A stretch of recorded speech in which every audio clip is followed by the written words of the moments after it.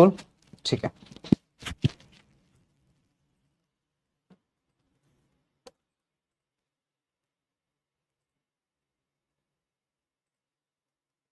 Hi everyone, कैसे सभी बच्चे, क्या हाल चाल? आवाज आ रही है? आवाज आ रही है, मेरे सारे बच्चों को आवाज आ रही है आई गेस, ठीक है। एंड मैं आपको दिखाई भी देने वाला हूं बहुत जल्दी से, बड़ा बच्चे। तो बच्चों बड़ी क्या हाल चाल, कैसे चल रहा है सब कुछ, ठीक है। देखो लास्ट टाइम मेरी आपसे ना मुलाकात नहीं हो पाई थी, मैं आपसे बात भी नहीं कर पाया था। द रीजन इज कि यार उस दिन तबीयत थोड़ी ज्यादा ही खराब थी, ठीक है। उसके एक दिन पहले मतलब मैं फीवर वगैरह था, मैं क्लास ले रहा था, बट उस दिन थोड़ा ज्यादा ही हो गया। तो भाई इट्स लाइक कि कहते हैं ना कभी कभी यार बहुत जब ज्यादा हालत खराब हो जाती तो इंसान खड़ा नहीं हो पाता, तो बस कुछ वैसे वाले हालात थे मेरे दोस्त।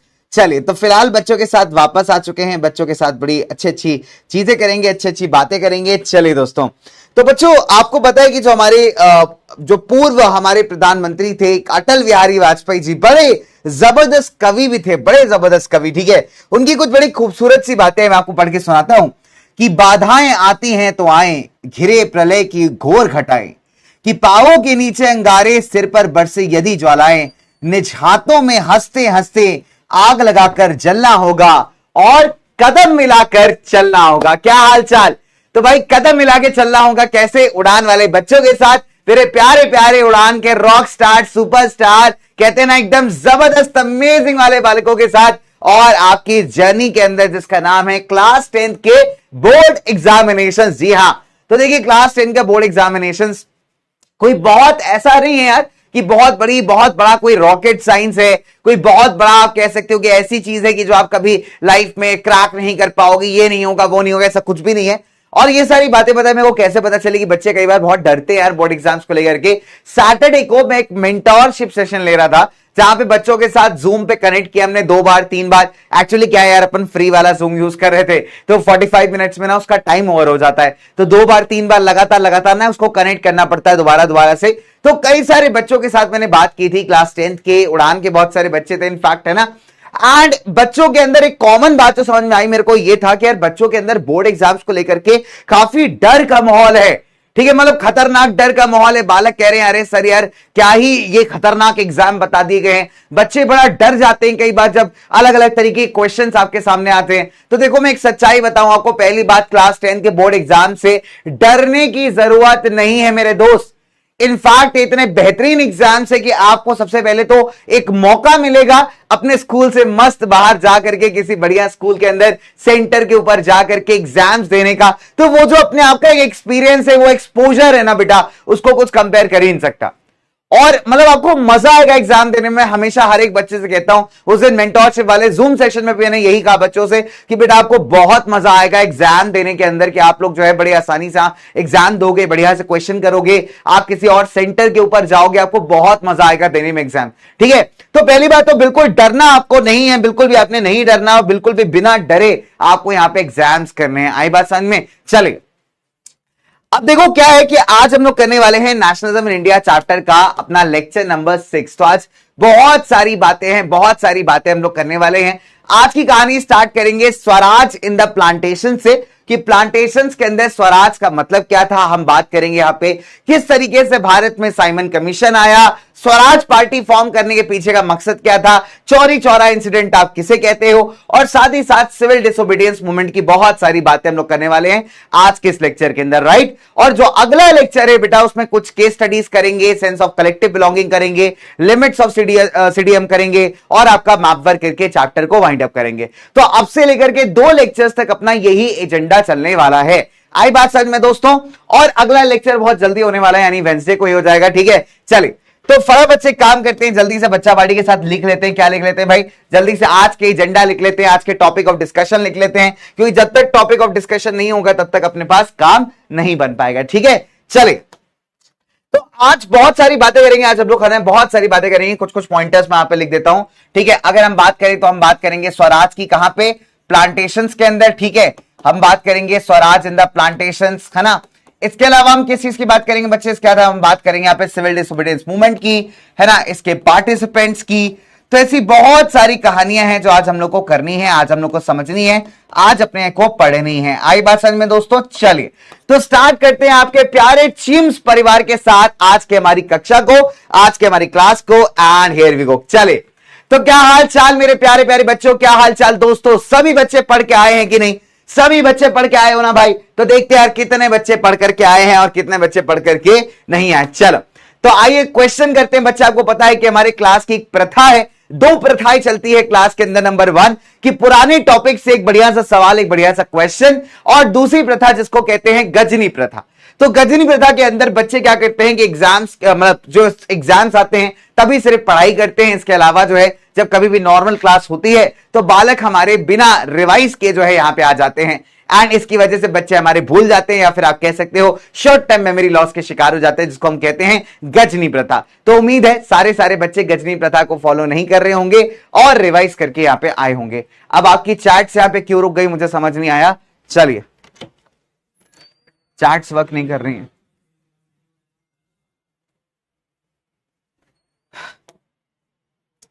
चलिए दोस्तों, 45 सेकेंड्स का समय है। उम्मीद है सारे बच्चे रिवाइज करके आए होंगे, गजनी प्रथा को फॉलो नहीं कर रहे होंगे। Very very good evening everyone guys. चलिए तो क्वेश्चन पढ़ लीजिए कि who among the following were the important members of the Awadh किसान सभा? बाबा रामदेव, बाबा रामचंद्र, सरदार पटेल, या फिर आपको लगता है बोथ एंड भी होना चाहिए। 45 सेकेंड्स का टाइम है and your time starts now.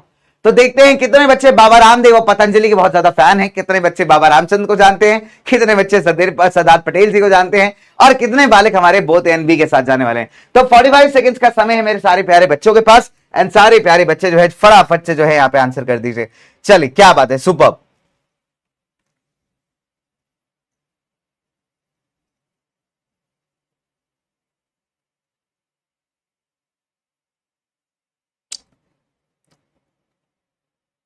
कर लिया क्वेश्चन बच्चों बड़ी? चलिए, बहुत बढ़िया।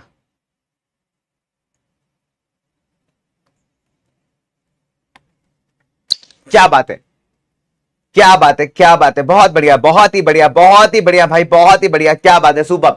तो बच्चों ने ऑलमोस्ट क्वेश्चन कर लिया है, काफी सारे सवाल यहां पे कर लिए हैं। और किसी को अगर अर्ली मैन के जमाने का पानी पीना हो बेटा, बहुत पुराना पानी अर्ली मैन के जमाने का, 500 साल, हजारों करोड़ों साल पुराना अगर आपको पीना हो पानी, तो आप यहां पे संपर्क करिए बेटा। हमारे यहां खास सुविधा दी जाती है करोड़ों साल पुराने पानी की बेटा। आप इसको पी करके जो है सुपरमैन, ही मैन, बैटमैन सब बन सकते हैं, ठीक। तो अगर किसी को पीना हो तो बता देना। चलो,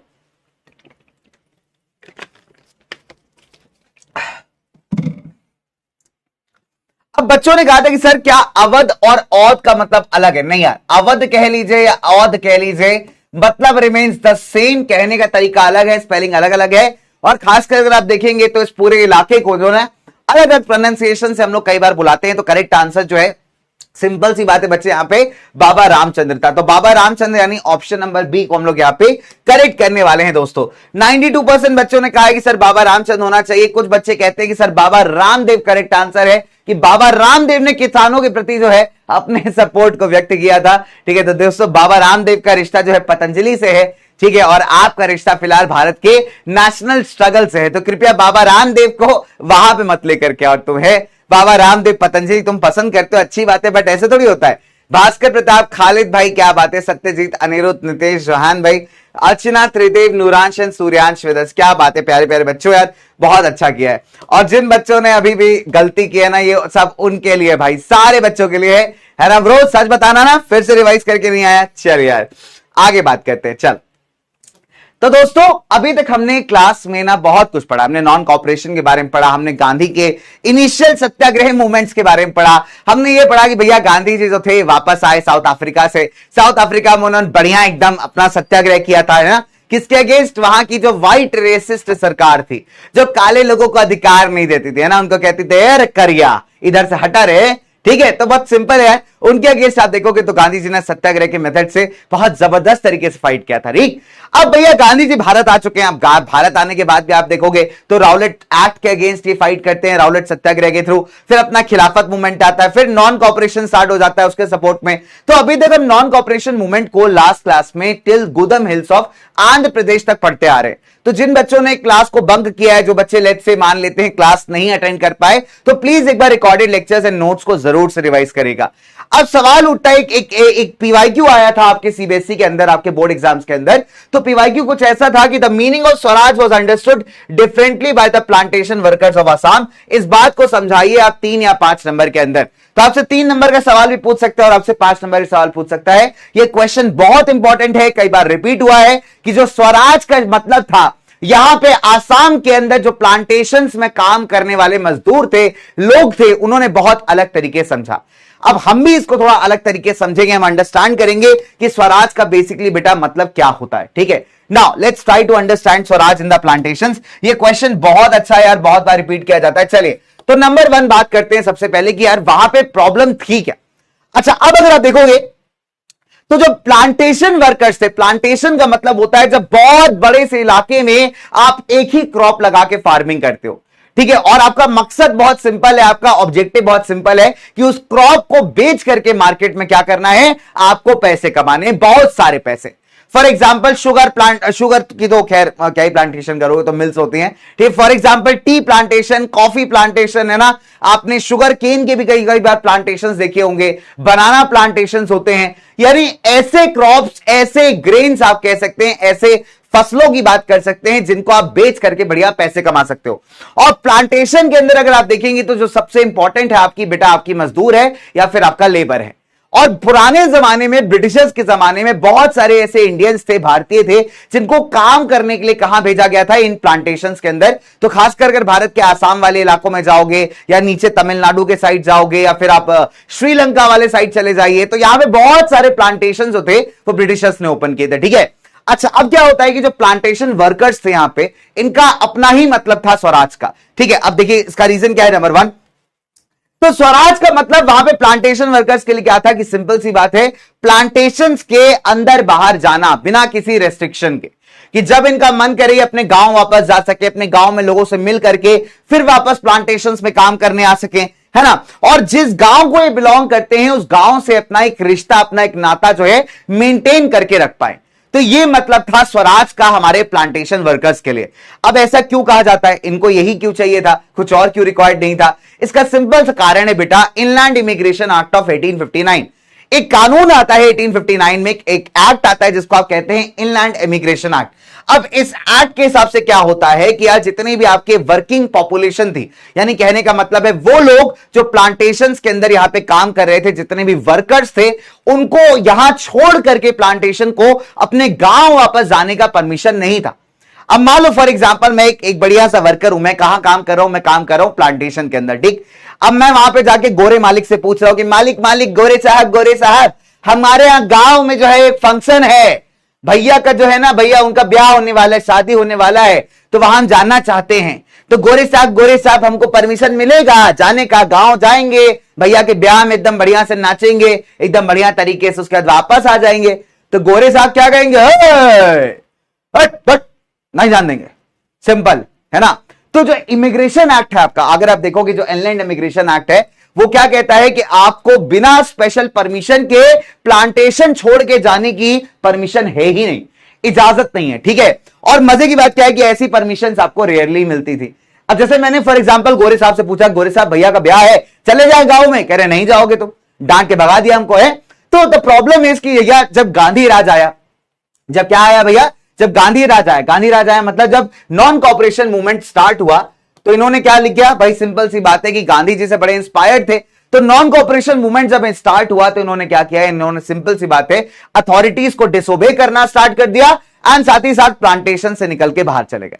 अब देखो बहुत एक और बड़ी इंटरेस्टिंग आप कह सकते हैं यहां पे अंडरस्टैंडिंग है जो प्लांटेशन वर्कर्स यहां पे बनाते हैं, और वो ये था कि इनको लगने लगा कि अब गांधी जी का राज आ रहा है और गांधी के राज में सब कुछ सही हो जाएगा, कि गांधी के राज में हर एक इंसान को अपने लिए जमीन दे दी जाएगी और वो इंसान जो है खुशी खुशी अपने गांव के अंदर रह जाएगा।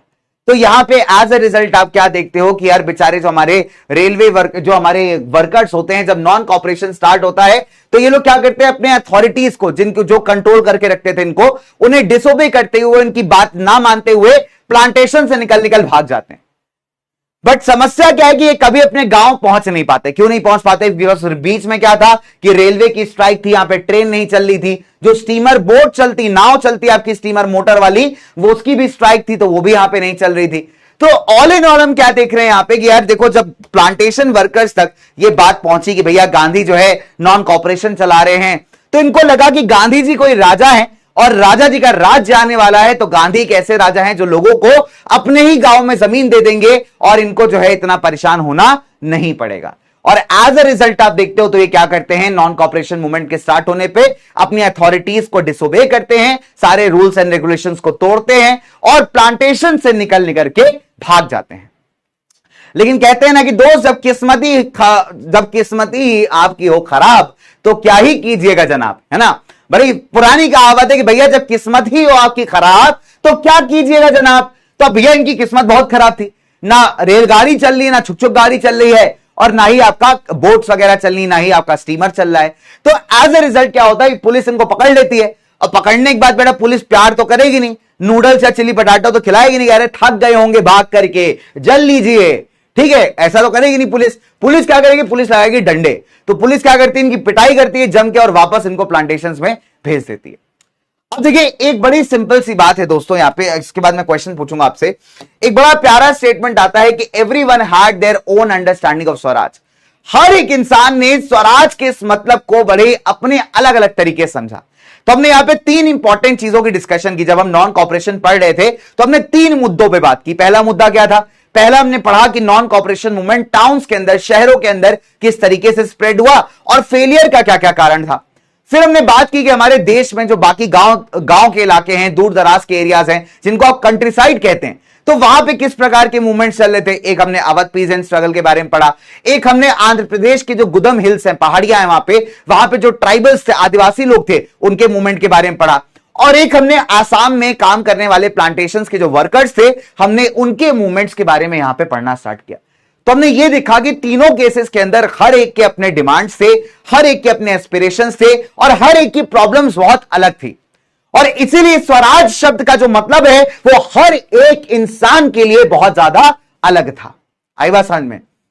आपको हो सकता है एक क्वेश्चन दे दे 3 नंबर का और आपसे ये बोले कि एक्सप्लेन करिए कि Swaraj had their own everyone had their own understanding of Swaraj, कि हर एक इंसान का अपना अंडरस्टैंडिंग था स्वराज शब्द को लेकर के। तो मे भी पॉसिबल आपको 3 नंबर का क्वेश्चन ऐसा दे सकता है, ठीक है।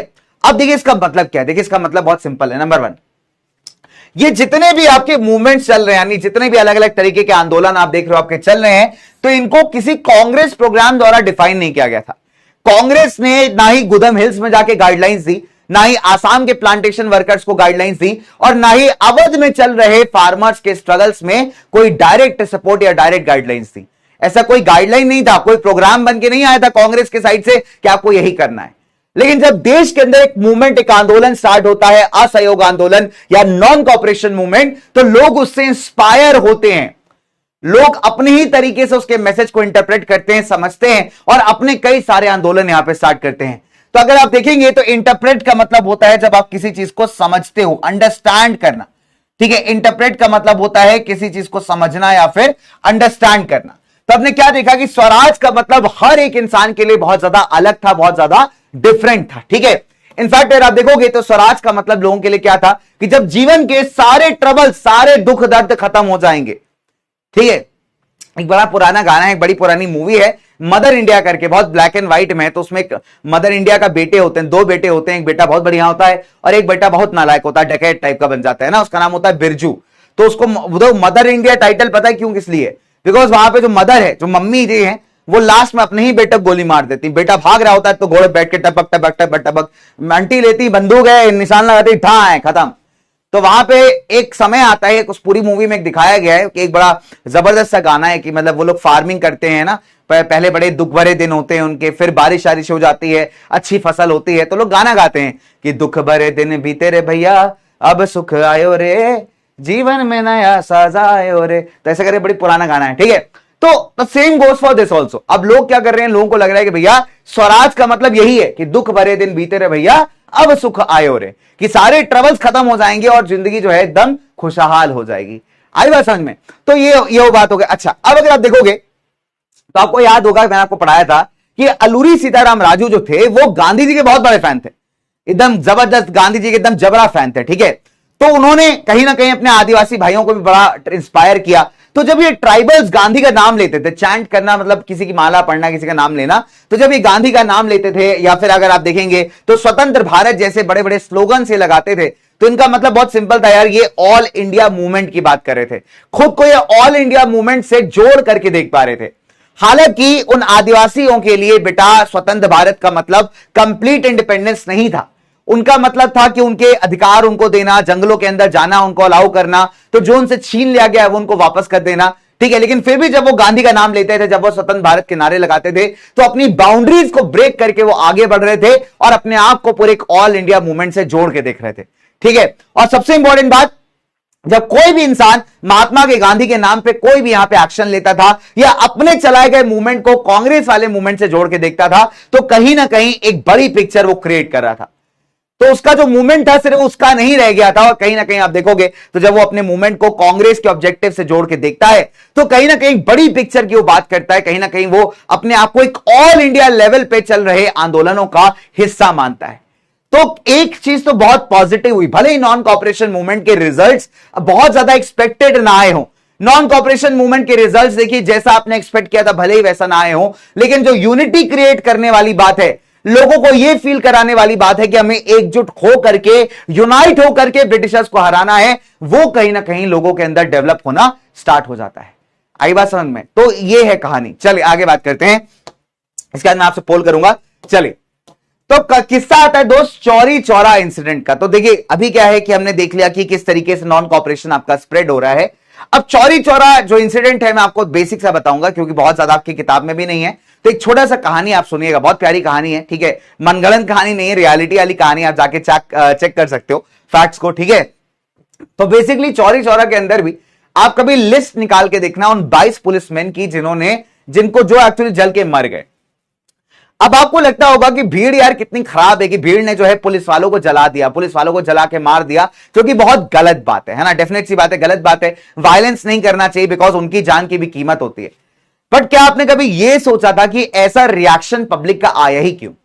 क्या एकदम से पब्लिक पागल हो गई थी जो पब्लिक ने जाके पुलिस स्टेशन को फूंक दिया, जला दिया? तो इसका रिजल्ट ऐसा नहीं। देखिए मैं आपको बताता हूं, एक्चुअली चौरी चौरा इंसिडेंट के जो डेट है लगभग अराउंड 4 फरवरी 1922 के आसपास का है। तो 1922 के आसपास की बात है, 4 फरवरी आपका डेट है। अच्छा, अब कहानी क्या होती है यहां पे कि देखिए होता क्या है कि 4 फरवरी से पहले भी जो आपका गोरखपुर का इलाका है, चौरी चौरा का इलाका है, तो यहां पे क्या होता है, यह असहयोग आंदोलन का भैया ज्वाला तो सब जगह फैला हुआ है कि आप देखेंगे नॉन कॉपरेशन मूवमेंट का जो मोटिवेशन है वो सब जगह फैला हुआ है। तो बड़े पीसफुल तरीके से, शांतिपूर्वक तरीके से लोग यहां पे आंदोलन कर रहे होते हैं। अब पुलिस वालों को तो मैं पता ही है भैया, पुलिस वालों का एक जनरल नेचर होता है कि यार आदमी सीधा चला जा रहा हो तो बिना रोके उनके अंदर से चैन नहीं आता है ना। नॉर्मल आदमी को जब तक परेशान ना कर ले तब तक फील नहीं आता उनको, यार जिंदगी ऐसी अधूरी सी लगती है, अरे सीधा साधा आदमी जा रहा है, इसको तो परेशान करना ही करना है। एक इंटेंसिव नेचर डेवलप हो चुका है, ठीक है। अब उस जमाने में मैंने आपको क्या बताया था कि जनरली जो ऑफिसर्स होते थे वो आपके अंग्रेज होते थे, और जो आपके सिपाही लोग होते थे, ठीक है, नीचे लेवल के रैंक के लोग होते थे, वो मैक्सिमम इंडियंस होते थे। और इस केस में भी जब आप लिस्ट निकालोगे, आपको गूगल पे लिस्ट मिल जाएगी बहुत आसानी से, आपको देख के थोड़ा शौक लगेगा कि जो मरने वाले हैं दोनों तरफ से, चाहे वो नॉर्मल आदमी हो चाहे वो आपके पुलिस वाले हो, उनमें इंडियंस की ही संख्या ज्यादा है, ठीक है। अब क्या होता है यहां पे कि पीसफुल तरीके से चौरी चौरा में चल रहा है आंदोलन, प्रोटेस्ट चल रहा है, तो पुलिस वाले क्या करते हैं, पुलिस वाले उनको भगाने के लिए जो है पहले लाठी वाठी चलाते हैं, फिर हवाई फायर वगैरह कर देते हैं। तो उसमें कुछ लोग थोड़ा सा मतलब आप कह सकते हो कि थोड़ा लोगों को डैमेज हो जाता है, थोड़े लोगों को चोट चाट लग जाती है। अच्छा, अब क्या होता है यहां पे कि दोबारा से, तो पहली बार तो भीड़ आपकी भाग जाती है, पुलिस वाले भगा देते हैं एकदम भीड़ को। अब अगले दिन करीब 2000 से ज्यादा लोग इकट्ठे होते हैं सेम आंदोलन करने के लिए, जो है ना आंदोलन कर रहे हैं, पीसफुल आंदोलन, कोई लड़ाई झगड़ा नहीं, कुछ नहीं। अब पुलिस वाले भैया फिर आ गए, कहते हैं अच्छा तुमको कल भगाए थे, तुमको फिर समझ नहीं आ रहा है, अभी लोगों को बताते हैं। इधर से पुलिस वाले फायरिंग करते हैं भैया, तो 2-3 जो आदमी है, नॉर्मल आदमी सिविलियन है, उसका डेथ हो जाता है। अब यहां पे आप देखोगे पब्लिक का गुस्सा भड़क जाता है, पब्लिक कहती है यार बहुत हो गया, हम पागल समझ रहे तुमको, हमको हैं, हम यहां पे पीसफुल तरीके से, शांतिपूर्वक तरीके से आंदोलन कर रहे हैं और तुमको दिख नहीं रहा है। तो भैया अब जो है रिटेलिएट करती है। अब रिटेलिएट करती कौन? जनता हमारी। इतने सारे लोग थे, घेर लिया पुलिस स्टेशन को। अब पुलिस स्टेशन को घेर लिया तो बात चलो समझ में आती है, लेकिन लोग इतने गुस्से में थे बिकॉज 3 सिविलियंस की भी मौत हुई है, 3 आम आदमी लोगों का भी मौत हुआ, ऐसा नहीं कि सिर्फ पुलिस वाले मरे, यहां पे 3 सिविलियंस का भी मौत हुआ था यहां पे, और लोग इतने गुस्से में थे कि लोग पुलिस स्टेशन जला देते हैं। जब पहला डेटा आया था तो 23 पुलिस वाले मरे थे, लेकिन उसमें से देखोगे तो लास्ट में एक इंसान जिंदा निकल जाता है, ठीक है, तो उसका डेटा बाद में डिलीट कर देते हैं अपन। तो टोटल जो कैजुअलिटी हुआ था वो था 22 पुलिसमैन और हमारा 3 सिविलियन, ठीक है।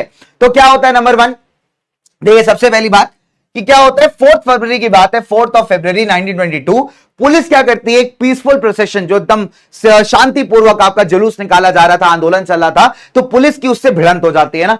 अब उसमें होता है कि भैया पुलिस फायरिंग करती है, जवाब में जो लोग हैं वो पुलिस स्टेशन को बंद कर देते हैं। तो पीपल ने क्या किया, यहां पे पुलिस स्टेशन को बंद कर दिया। तो एज ए रिजल्ट क्या हुआ बेटा, यहां पे 22 पुलिस वाले और करीब 3 सिविलियंस मतलब आम आदमी का डेथ हो जाता है, ठीक है। एज ए रिजल्ट हमने क्या देखा, अच्छा, और ये कहां पे चौरी चौरा अपना गोरखपुर उत्तर प्रदेश में। तो एज ए रिजल्ट क्या होता है, गांधी जो करते हैं नॉन कॉपरेशन मूवमेंट को कॉल ऑफ, सेम डे नहीं करते बट थोड़े से दिन बाद जो है गांधी जो है नॉन कॉपरेशन मूवमेंट को कॉल ऑफ कर देते हैं, यानी खत्म कर देते हैं, बिकॉज गांधी को लगता है कि लोग अभी भी तैयार नहीं है यहां पे अहिंसा की लड़ाई करने के लिए। देखो कहानी बहुत सिंपल है, आप अगर अपने परिवार वालों को, अपने दोस्तों को, जिनको आप प्यार करते हो, चाहते हो, जिनसे आपका एक रिलेशन, एक बॉन्डिंग है, अगर उनको आप मरते हुए देखोगे ना तो बेटा वहां अहिंसा याद नहीं आएगी।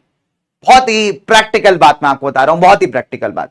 जब गांधी जी कहते हैं अहिंसा फॉलो करो, बहुत अच्छी बात है, अहिंसा फॉलो करना चाहिए, लेकिन क्या ब्रिटिश अहिंसा फॉलो कर रहे हैं, क्या ब्रिटिशर्स नॉन वायलेंस को फॉलो कर रहे हैं? देखिए ऑब्वियस सी बात है, नॉन वायलेंस करना फॉलो करना एक बहुत अच्छा पर्सपेक्टिव, बिकॉज जब आप हिंसा करते हैं तो दोनों साइड का नुकसान होता है, जो हिंसा कर रहा है और साथ ही साथ जो आपको जो उसको अपोज कर रहा है, तो दोनों का नुकसान बहुत भारी होता है। लेकिन कभी कभी आप ऐसी सिचुएशंस में आ जाते हैं जहां पे आपको एक्शंस लेने पड़े जाते हैं। अब यहां पे अगर आप इस इंसिडेंट को पूरा पढ़ेंगे डिटेल में जाके तो आपको पता चलेगा कि कहीं ना कहीं जो पब्लिक का रिएक्शन था बहुत ही नेचुरल था। या अगर हम बात करें जलियांवाला बाग वाले केस की, जलियांवाला बाग कांड की, तो जलियांवाला बाग में अगर फॉर एग्जांपल वहां पे जो मौजूद लोग थे वो अपने डिफेंस में अगर कोई रिस्पॉन्ड बैक करते, ब्रिटिश सोल्जर्स, मतलब ब्रिटिश सोल्जर्स तो थे नहीं, थे तो इंडियंस ही, कमांडिंग ऑफिसर ब्रिटिश था उनका, तो अगर उनके खिलाफ कोई कार्रवाई वो करते तो क्या वो गलत होती? तो आंसर इज नहीं गलत होती। तो देखो अहिंसा करना बहुत अच्छी बात है, ये नहीं कह रहे कि भाई अहिंसा मत करो, बिल्कुल करो, लेकिन भारतीय फ्रीडम स्ट्रगल में कई कई केसेस ऐसे आएंगे जहां आपको लगेगा कि अहिंसा के चक्कर में बेचारे लोगों के साथ कितनी हिंसा हो गई, इसका कोई कैलकुलेशन ही नहीं है, ठीक है। तो इट्स ऑल अबाउट कि जब आप एनालाइज करने जाएंगे ना पूरे मतलब कहानी को, तो आपको कभी कभी तो लगेगा यार, एक दो पॉइंटर तो ऐसे आ जाएंगे कि आपको अंदर से ना गुस्सा आएगा, आपको ऐसा लगेगा कि आप उस स्ट्रगल का पार्ट हो, और तब आपको फील होगा कि यार जब वो कुछ पर्सनल लॉसेस होते हैं ना, जब पर्सनल लॉस होता है कहीं ना कहीं, तो इंसान को कितना बुरा लगता है। तो that is how it goes, ठीक है। खैर गांधी आपको पता है, Gandhi is like, you know, Gandhi का सिंपल है भाई कि अहिंसा कर रहे हो, नॉन वायलेंस कर रहे हो तो हम तुम्हारे साथ हैं, और जहां तुम वायलेंस करोगे हम तुमसे अलग हो जाएंगे। तो गांधी को लगा कि यार भैया जो आपका जिस मुद्दे से हमने नॉन कॉपरेशन चलाया था वो मुद्दा अभी सॉल्व नहीं हो रहा है, एज ए रिजल्ट आपका मूवमेंट यहां पे वायलेंट हो चुका है, हिंसक हो चुका है, और अभी जरूरत पड़ चुकी है कि नॉन कॉपरेशन मूवमेंट को कॉल ऑफ कर दिया जाए, आधे में ही रोक दिया जाए, ठीक है। एंड सत्याग्रहियों को, जो सत्याग्रही कर रहे हैं उनको और प्रॉपर तरीके से ट्रेनिंग दी जाए। अच्छा अब यहां पे आपको कुछ समझना बहुत जरूरी है कि इसका इंपैक्ट क्या होने वाला है, इसका क्या इंपैक्ट हो सकता है। तो इसका सबसे बड़ा इंपैक्ट पड़ेगा हिंदू मुस्लिम यूनिटी पे। आपको याद है कि नॉन कॉपरेशन मूवमेंट की शुरुआत क्यों की गई थी? बिकॉज गांधी का चिल्ला चिल्ला के नारा था कि नॉन कॉपरेशन को चलाओगे खिलाफत के सपोर्ट में तो हिंदू मुस्लिम यूनिटी क्रिएट होगी। अब यहां पे होता क्या है कि बजाय यूनिटी क्रिएट करने के और डिफरेंसेस क्रिएट हो जाते हैं। कैसे? जब गांधी ने नॉन कॉपरेशन को बंद किया तो जो मुस्लिम्स थे वो नाराज हो गए, क्योंकि उनकी जो खिलाफत की डिमांड थी वो तो पूरी नहीं हुई थी। जिस मकसद से, जिस तरीके से आप देखोगे, जिस रीजन की वजह से खिलाफत को चलाया गया था और नॉन कॉपरेशन को कहा था गांधी ने कि हम आपके सपोर्ट में चलाएंगे, तो गांधी तो नॉन कॉपरेशन बंद करके बैठ गए। उन्होंने कहा भैया बहुत हिंसा हो रही है, हम तो बंद कर रहे हैं इसको।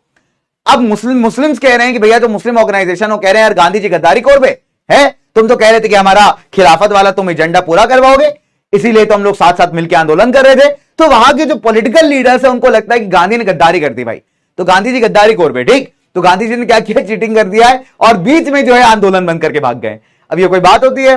अब भाई खिलाफत वालों का ऑब्जेक्टिव ही सॉर्ट नहीं हुआ, ब्रिटिशर्स मानने को तैयार नहीं है, नॉन कॉपरेशन बंद हो गया है, तो मुस्लिम्स को लग रहा है, मुस्लिम ऑर्गेनाइजेशंस को यार कि कांग्रेस वाले एक नंबर के गद्दार हैं, ठीक। ये गद्दारी करके बीच में सब रोक के बैठ गए हैं एंड इन पे जो है भरोसा किया नहीं जा सकता। तो बजाय वो जो यूनिटी बिल्ड होनी चाहिए थी, अभी उसमें और दरार आनी स्टार्ट हो जा रही है, ठीक। अच्छा एक और बात हो गई, तो अभी थोड़ा सा पॉइंट करेंगे, उसके बाद अपन पोल्स करेंगे, ठीक है। चलिए तो तैयार रहिए, कहानी सुनिएगा। अब देखो अब क्या होता है कि कांग्रेस के अंदर भी बहुत सारे ऐसे नेता थे जिनको लगता था गांधी जी यार तुम्हारा स्ट्रगल जो है बहुत टायरिंग होता है, पूरे दिन खड़े रहो, आंदोलन लगाओ, इनकलाब जिंदाबाद, नारेबाजी करो, उधर से 5-6 लाठी खा जाओ, डंडे खा जाओ, है ना, बिकॉज ब्रिटिशर्स तो तुम्हारी बात सुन नहीं रहे, आंदोलन करते रहो, ब्रिटिशर उधर डंडा लगा रहा है, उई उई करके भाग भी नहीं पा रहे यार, खड़े रह रहे, दर्द हो रहा है लेकिन हाँ खड़े हुए हैं, उई उई नहीं कर सकते, कर देंगे तो ब्रिटिशर हंसेगा हम पे, कहेगा कमजोर आदमी हो तुम, है, एक दो डंडा आप भी खाओ गांधी जी, फील आएगा, मजा आएगा उसके बाद, है कि नहीं। अच्छा अब अगर आप देखोगे तो बहुत सारे नेता ऐसे थे हमारे कांग्रेस के अंदर जिनको लगता था कि ये जो आंदोलनबाजी आप कर रहे हो, ये जितने मूवमेंट कर रहे हो उससे कुछ होने वाला नहीं है, तो ये बहुत टायर्ड हो गए थे, इनको कहा था यार इन सब से कोई खास रिजल्ट निकल के आ नहीं रहा, ठीक है, हम चाहते हैं कि वापस से चुनाव लड़ें और लेजिस्लेटिव काउंसिल्स का पार्ट बने। अगर हम वहां पे रहेंगे, उस लेजिस्लेटिव काउंसिल का हिस्सा होंगे, तो किसी भी लॉ को पास करने से पहले उसको रिव्यू करना एक बहुत अच्छा चांस रहेगा उसका। प्लस हम यह भी बता पाएंगे कि भैया आपके लेजिस्लेटिव काउंसिल्स डेमोक्रेटिक तरीके से काम नहीं कर सकती, ठीक है। प्लस हम यह भी बताएंगे कि आप जितने भी यहां पे डिसीजंस लेते हो बहुत ज्यादा पार्शियल डिसीजंस हैं, आप इंडियंस के साथ भेदभाव करते हो, और ये तभी हो सकता है कि जब इंडियंस इस लेजिस्लेटिव काउंसिल्स का हिस्सा बनेंगे। तो हमने क्या पढ़ा, नंबर 1 सबसे पहली बात कि भैया गांधी ने क्या किया, नॉन कॉपरेशन मूवमेंट को विड्रॉ कर लिया। रीजन सिंपल कि इनको लगा सत्याग्रही को अभी और ज्यादा ट्रेन करने की जरूरत है। दूसरी बात, बहुत सारे लोग जो कांग्रेस के अंदर थे वो जो थे बहुत टायर्ड हो गए थे, किससे, मास स्ट्रगल से, और ये चाहते थे कि काउंसिल पॉलिटिक्स को दोबारा से ज्वाइन किया जाए, और ये चाहते थे कि भैया जो गवर्नमेंट ऑफ इंडिया एक्ट 1919 ने लेजिस्लेटिव काउंसिल्स को सेटअप किया था, उसके चुनाव होने वाले थे, उन चुनाव को यहां पे मतलब पार्टिसिपेट किया जाए और साथ ही साथ जीत करके काउंसिल का हिस्सा बना जाए, ठीक है। बिकॉज इनको क्या लगता था कि बिकॉज यही एक सबसे बेहतर तरीका है किस चीज का, नंबर 1 ब्रिटिश पॉलिसीज को अपोज करने का, इस बात को शो करने का कि ये काउंसिल्स डेमोक्रेटिक नहीं है, एंड साथ ही साथ बदलाव लाने के लिए आर्ग्यू करने का, बहसबाजी करने का कि बदलाव चाहिए हमें समाज के अंदर, ठीक है। तो हमने क्या पढ़ा यहां पे कि चौरी चौरा इंसिडेंट के बाद गांधी ने क्या किया, कुछ टाइम समय बाद जो है नॉन कॉपरेशन को कॉल ऑफ कर दिया।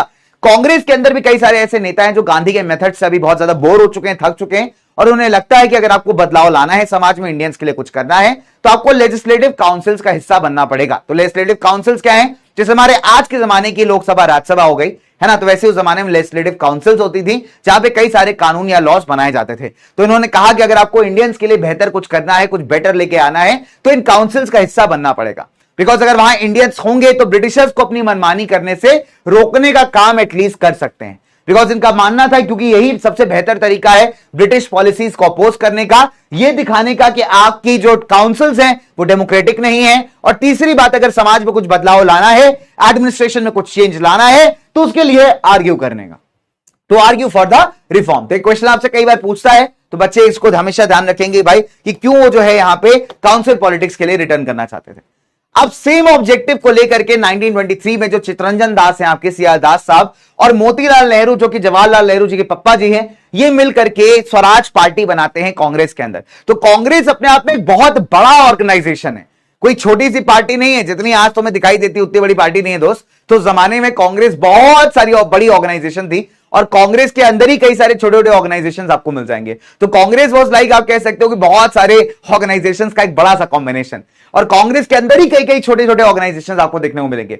तो उनमें से एक अपना स्वराज पार्टी था।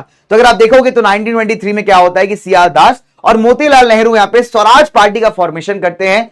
लेकिन यहां पे एक चीज और है कि जो यंग लीडर्स थे जैसे जवाहरलाल नेहरू, सुभाष चंद्र बोस, तो इनका ऑब्जेक्टिव अभी काफी डिफरेंट हो चुका था। जहां पे आपके बुढ़े लीडर्स यहां पे वापस से चुनाव लड़ना चाहते थे, पॉलिटिक्स का हिस्सा बनना चाहते थे, वहीं जो यंग लीडर्स थे जवाहरलाल नेहरू, नेताजी सुभाष चंद्र बोस, उनका मानना था कि अब स्वराज का मतलब कंप्लीट इंडिपेंडेंस होना चाहिए, इससे कम में हम किसी चीज को अग्री करने वाले नहीं है। तो आप देखो कि कांग्रेस के अंदर ही दो अलग अलग तरीके की विचारधाराएं, दो आइडियोलॉजीज काम कर रही हैं। एक वो लोग हैं जो यहां पे इलेक्शंस लड़ करके काउंसिल का हिस्सा बनना चाहते हैं, और वहीं वो यंग लीडर्स है जो यहां पे भारत को कंप्लीट आजादी दिलाना चाहते हैं। ठीक है, चलिए तो आइए क्वेश्चन करते हैं फटाफट से। लेट्स हैव अ क्वेश्चन, उसके बाद हम लोग कहानी को आगे बढ़ाएंगे। ठीक है, चलिए तो एक पोल करते हैं दोस्तों। इस बार पोल को मैं चैट ऑफ करके करूंगा, बिकॉज लेट मी सी कितना बच्चा ईमानदारी से पोल कर रहा है और कितना बच्चा बेटा कंट्रोल+C कंट्रोल+V कर रहा है। पता ही ना, कट कॉपी पेस्ट कहते हैं इसको, सिंपल सी बात है, कॉपी पेस्ट। ठीक, चलो तो आइए देखते हैं भैया कितना बालक जो है एकदम ईमानदारी से आंसर कर रहा है और कितना बालक जो है यहाँ डॉक्टर स्ट्रेंज की तरह ट्रिक्स अपना रहा है। ठीक, चलिए तो क्वेश्चन क्या कहता है, चलिए let's have a question. So question कहता है ये बहुत ही पुराना पीवाईक्यू है दोस्त, कई बार आया हुआ है कि Swaraj party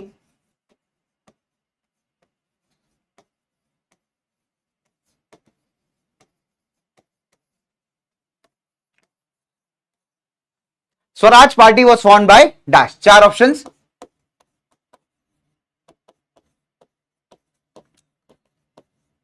CR Das and Jawaharlal Nehru,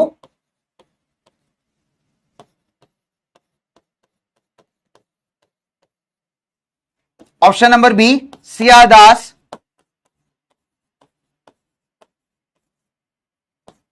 and Netaji Subhash Chandra Bose,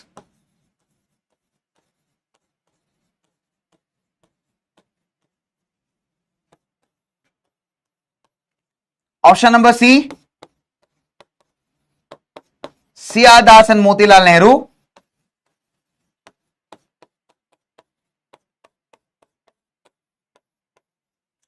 option number D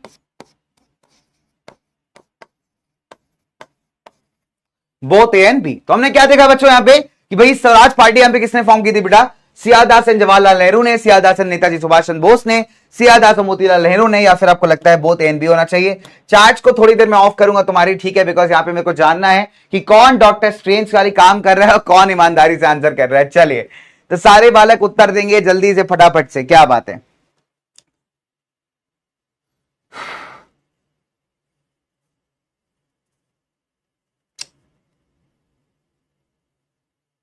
कर लिया क्वेश्चन फटाफट से,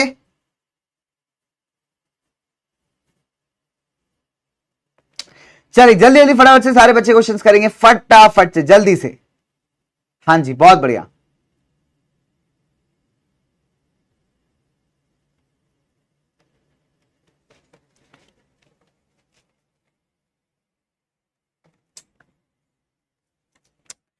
चलो जल्दी से क्वेश्चन करो भाई फटाफट से, सारे बालक कर लेंगे। किसी को पुश्तैनी पानी पीना हो भैया, बहुत पुराना, बहुत ज्यादा पुराना पानी है मेरे पास, तो अगर किसी को ऐसा पानी पीने में इंटरेस्ट हो तो यहाँ पे बच्चे यहाँ पे बता सकते हैं, ठीक है। आई बात समझ, बालक कह रहे हैं हाँ सर बिल्कुल बिल्कुल इंटरेस्ट है सर हमको, हम पानी पियेंगे सर, पुराना पानी पी के सर हम जादूगर बन जाएंगे सर, और जादू से सारा पेपर लिख करके आ जाएंगे, है ना। एक बच्चा तो ये भी कह रहा है सर गांधी जी के बाल भी हम उगा देंगे जादू से। हाँ सर, हाँ सही में, हाँ दिख रहा है मेरे को, तो ये बात सीक्रेट है यार, किसी को बताना नहीं, ठीक है। चलो तो आगे बात करते हैं बड़ा से। तो Swaraj party was formed by dash. अरे पता है तुमको एक क्वेश्चन आया था, बड़ा इंटरेस्टिंग क्वेश्चन था। तो पहले ना तुम्हारे हिस्ट्री किताब में एक चैप्टर हुआ करता था क्लोथिंग करके, और उस क्लोथिंग में ना गांधी जी के कपड़ों की हिस्ट्री दी हुई थी। वो क्वेश्चन आया था एनटीएससी स्टेज 2 के अंदर कि आपको क्या करना था, अरेंज करना था क्रोनोलॉजिकल ऑर्डर में कि गांधी जी ने कैसे कैसे अपने ड्रेसेस को चेंज किया। पहले बेटा गांधी जी पूरे कपड़े पहनते थे, ऐसा नहीं कि फिर सिर्फ गांधी धोती पहन घूमते थे, है? तो गांधी जी पहले क्या था, पूरा कपड़े पहनते थे, ऐसे सूट टाइप का पहनते थे। फिर क्या हुआ, जब एक एक आंदोलन गांधी जी ने अगर आप देखेंगे करने स्टार्ट किए, तो एक एक कपड़ा हटाना स्टार्ट किया। तो एक आंदोलन एक कपड़ा, एक आंदोलन एक कपड़ा, मतलब गांधी का स्टाइल चेंज हो रहा है, ठीक है, समझ रहे हो तुम। तो 1921 की बात है कि गांधी जी ने क्या किया था, धोती का जो शॉर्ट फॉर्म है ना उसको अडॉप्ट करना स्टार्ट किया। पहले गांधी जी लंबी धोती पहनते थे, ठीक। फिर गांधी जी ने क्या किया, गांधी जी कहा कि थोड़ा फैशन सेंस चेंज करना पड़ेगा। और ये क्वेश्चन है, आप जाके पढ़ लेना कि when did Gandhi adopt short form of dhoti. तो 1921 में अगर आप देखेंगे तो गांधी जी क्या है, धोती को, लंबी धोती की जगह थोड़े शॉर्ट धोती पहनना स्टार्ट करते हैं। और ऊपर आप देखोगे ठंड में कंबल रहता था और अदरवाइज ऐसे ही रहता था, ठीक है। तो मतलब स्वैग यार अपना अपना कह सकते हो।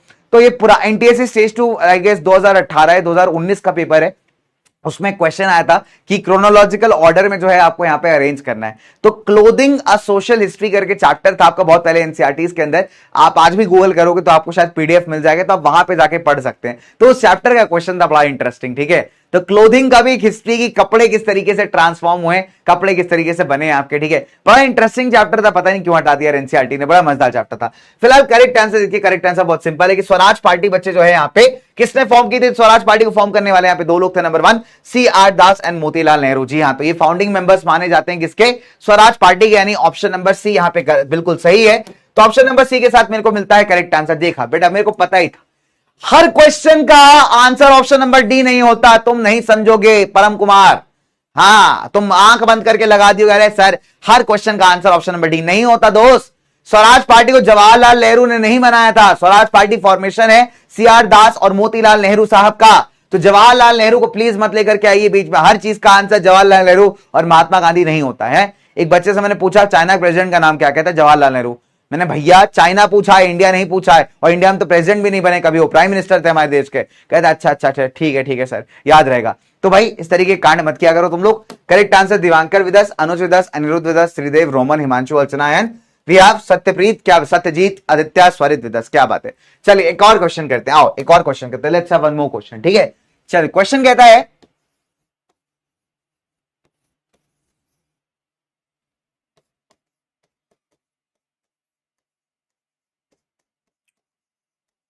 pick out the correct reason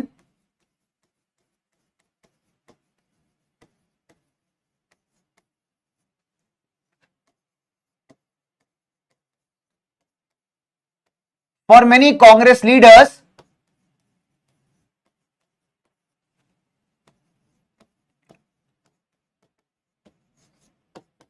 wanting to return to council politics.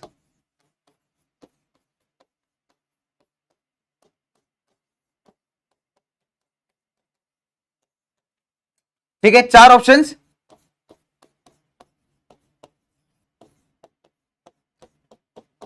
They felt it the best way to oppose British.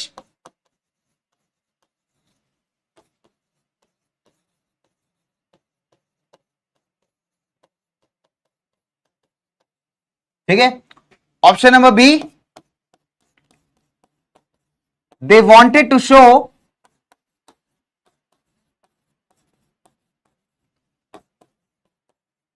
that councils were not democratic.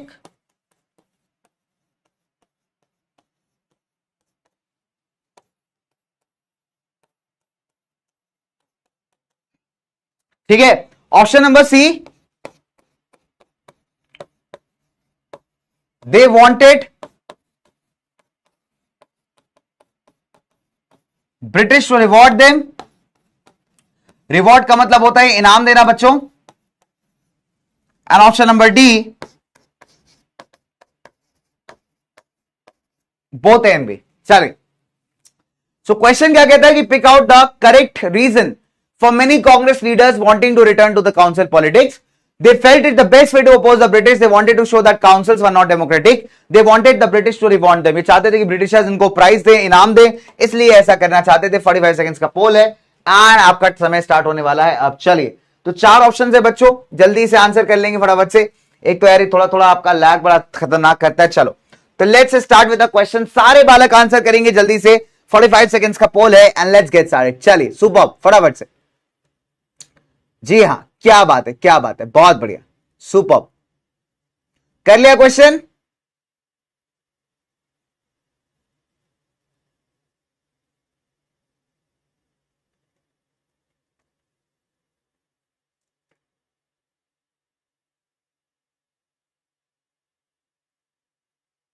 Done बच्चा बाड़ी?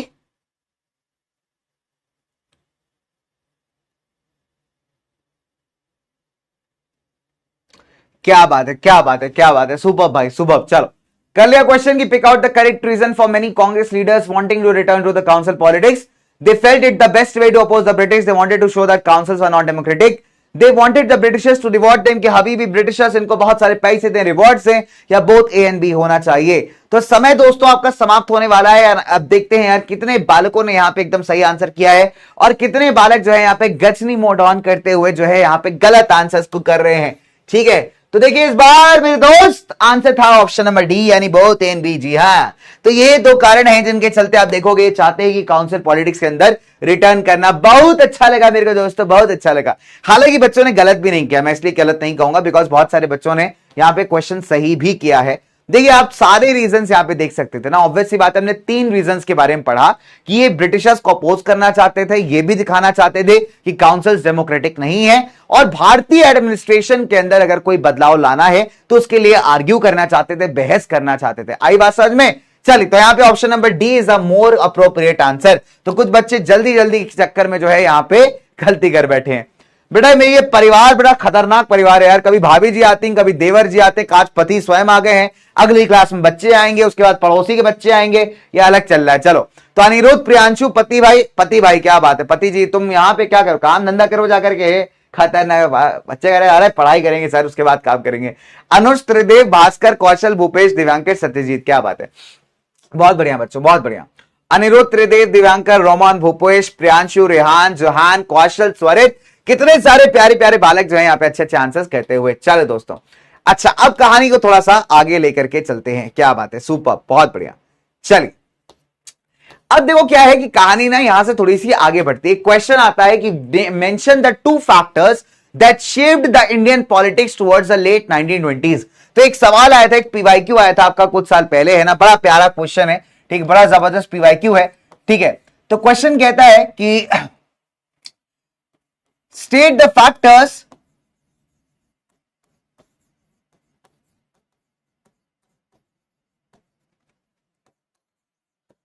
that shaped the Indian politics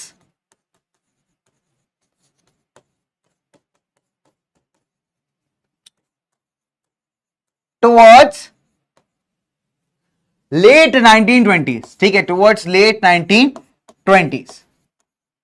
तो दोस्तों ये 3 number का सवाल था कि यहां पे ऐसे कोई भी फैक्टर्स बताइए, 2 फैक्टर्स बताइए जिसने भारतीय पॉलिटिक्स को लेट 1920s 1920 के समय में, जो आपका डेकेड था 1920 से 1930 का, उसको बड़े तगड़े तरीके से इंफ्लुएंस किया था, ठीक है। ये क्वेश्चन आता है यार आपका, बड़ा इंटरेस्टिंग, बड़ा जबरदस्त क्वेश्चन है। तो हम यहां पे 2 फैक्टर्स की बात करेंगे, ठीक है, हमेशा याद रखेंगे सारे बच्चे कि 2 फैक्टर्स को यहां पे हम लोग डिस्कस करने वाले हैं। कौन कौन से 2 फैक्टर्स? फैक्टर नंबर 1 है that is impact of the world wide economic depression, कि वर्ल्ड वाइड इकोनॉमिक डिप्रेशन का भारतीय समाज पे क्या इंपैक्ट पड़ा। और दूसरा हम बात करेंगे बेटा हमारे साइमन कमीशन की। तो देखिए साइमन कमीशन की जब हम बात करते हैं दोस्तों, तो यहां पे बड़ा इंटरेस्टिंग है साइमन कमीशन को समझना, क्योंकि द रीजन इज कि ये एक ऐसा कारण था जिसने भारतीयों को और ज्यादा ब्रिटिशर्स के अगेंस्ट कर दिया, साथ ही साथ इस बात पे भी सोचने पे मजबूर कर दिया कि अब इंडिया को चाहिए कंप्लीट इंडिपेंडेंस। आई बात समझ में? चले तो हम लोग नंबर 1 सबसे पहले फैक्टर की बात करेंगे, that is impact of world wide economic depression. अब इकोनॉमिक डिप्रेशन क्या होता है दोस्तों, सारे बच्चे ध्यान से सुनेंगे कि what is the meaning of economic depression. Economic depression का मतलब होता है जब आपकी इकोनॉमी यानी आर्थिक स्थिति जो है देश की वो काफी खराब हो जाए, ठीक है। और अगर आपको याद हो तो 1926 से जो 1931-32 का समय था, पूरे वर्ल्ड के अंदर खासकर एग्रीकल्चर सेक्टर में जो प्राइजेस थे सामान के बहुत ज्यादा कम हो गए थे। अब देखिए इसका बहुत सारे कारण हैं, इसके कई सारे कारण हैं, वो काफी हिस्टोरिक भी हैं, काफी पुराने भी हैं और आपके काफी हद तक वर्ल्ड वॉर 1 से रिलेटेड भी हैं। देखो मैं आपको बताता हूं बेसिकली हुआ क्या था। अगर आपको याद हो तो वुड्रो विल्सन का एक बड़ा फेमस स्टेटमेंट है, बड़े जबरदस्त नेता थे यूएस के उस जमाने में, कि उन्होंने कहा कि produce more wheat and wheat will win the war, ठीक है। तो एक बड़ा फेमस स्टेटमेंट है, आप कहीं पढ़िएगा इसके बारे में। मैं एक बेसिक्स आपको आइडिया दे देता हूं, बिकॉज एनसीईआरटी में कंप्लीट तो दिया नहीं है, तो ठीक है, एक मैं बेसिक्स आइडिया दे देता हूं कि एक्चुअली हुआ क्या था। देखिए होता क्या है, देखो समझना ध्यान से, कि जब वर्ल्ड वॉर 1 चल रहा था, अगर आप देखेंगे वर्ल्ड वॉर 1 के अंदर यूरोप के मैक्सिमम इंडस्ट्रियलाइज्ड नेशंस यहां पे लड़ रहे थे, जिनकी इंडस्ट्रीज काफी बढ़िया थी, जिन्होंने फार्मिंग सेक्टर में अच्छा किया हुआ था। लेकिन जब वॉर का समय आया, युद्ध का समय आया, आप देखेंगे कि सारे लोगों का जो प्रोडक्शन है ना, चाहे वो फार्मिंग की बात करिए, चाहे वो इंडस्ट्रीज की बात करिए, सब ठप पड़ जाता है। तो सब लोग क्या कर रहे हैं, यहाँ पे लड़ाई झगड़े में लगे पड़े हैं, युद्ध लड़ रहे हैं एकदम खतरनाक तरीके से। ऐसे में अगर आप देखोगे एक ऐसा देश था जिसको सबसे ज्यादा फायदा हुआ था, और वो था आपका United states of America. Because US अगर आप देखेंगे तो वॉर के अंदर सबसे आखिरी में एंट्री मारता है और सबसे ज्यादा बेनिफिट भी वही लेके जाता है। यूएस ने एंट्री मारी थी वर्ल्ड वॉर 1 में 1917 यानी 1917 में, और अगर आप वॉर देखेंगे तो 1918 तक जाकर के आपकी वॉर खत्म हो जाती है। तो जितने भी देश युद्ध लड़ रहे थे उसमें से अगर सबसे कम नुकसान किसी को हुआ था तो वो हुआ था हमारे यूनाइटेड स्टेट्स को। अब यूनाइटेड स्टेट्स के साथ एक बड़ी खास बात होती है कि यूनाइटेड स्टेट्स का जो 1920s का दशक है उसको हम कई बार यूएस की इकोनॉमी में रोरिंग 20s का नाम देते हैं। क्या देते हैं दोस्तों हम लोग? रोरिंग 20s का नाम, ठीक है। अब यूनाइटेड स्टेट्स 1920 का जो टाइम पीरियड था 1920 से 30 के बीच का, उसमें काफी तेजी से ग्रो किया है स्टार्टिंग ईयर्स में, यानी 1920, 21 की बात करिए, 22 की बात करिए।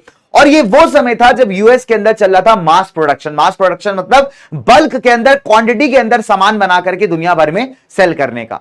अब देखो एक पॉजिटिव ये भी है कि यार बाकी जितने भी आपके देश है जो युद्ध लड़ रहे थे, वॉर लड़ रहे थे, उनकी इकोनॉमी की हालत बहुत खराब थी। तो पहली बात तो यूएस आपका काफी सारा सामान प्रोड्यूस कर रहा था। दूसरी बात, यूएस कई सारे देशों को लोन्स भी दे रहा था, भैया कर्जा दे रहा था, लोन, शॉर्ट टर्म लोन्स दे रहा था, जैसे जर्मनी को दिया था उसने। कम रेट ऑफ इंटरेस्ट पे शॉर्ट ड्यूरेशन के लोन्स दे रहा था ताकि आप अपनी इकोनॉमी को रीबिल्ड कर पाइए। तो ऑल इन ऑल जो यूएस है भैया बहुत सारे पैसे कमा रहा था, ठीक है। यूएस की जनता भी अमीर हुई, तो यूएस की जनता आप देखोगे ज्यादा बेटर कमाने लगी, ज्यादा बेटर खाने लगी, ज्यादा बेटर सर्विसेज का इस्तेमाल करने लगी। प्लस आप देखेंगे जो यूएस का बैंकिंग सिस्टम था वो बड़ा मजबूत हो गया, बिकॉज वहां के बैंकों ने कई सारे लोगों को लोन दे रखा था, तो वहां से जो ब्याज का पैसा आता था, इंटरेस्ट का पैसा आता था, उसको इस्तेमाल किया जाता था, है ना। ऐसी जो शेयर मार्केट था यूएस का वो भी बड़ा स्ट्रांग था एक जमाने में। लेकिन क्या हुआ कि धीरे धीरे करके ना सिचुएशन और हालात यहां पे चेंज होने स्टार्ट होते हैं, ठीक है। अब कई बार ऐसा होता है कि जिस बेचारे यूएस के बैंक है उन्होंने क्या किया हुआ है, लोन दिया हुआ है, ठीक है।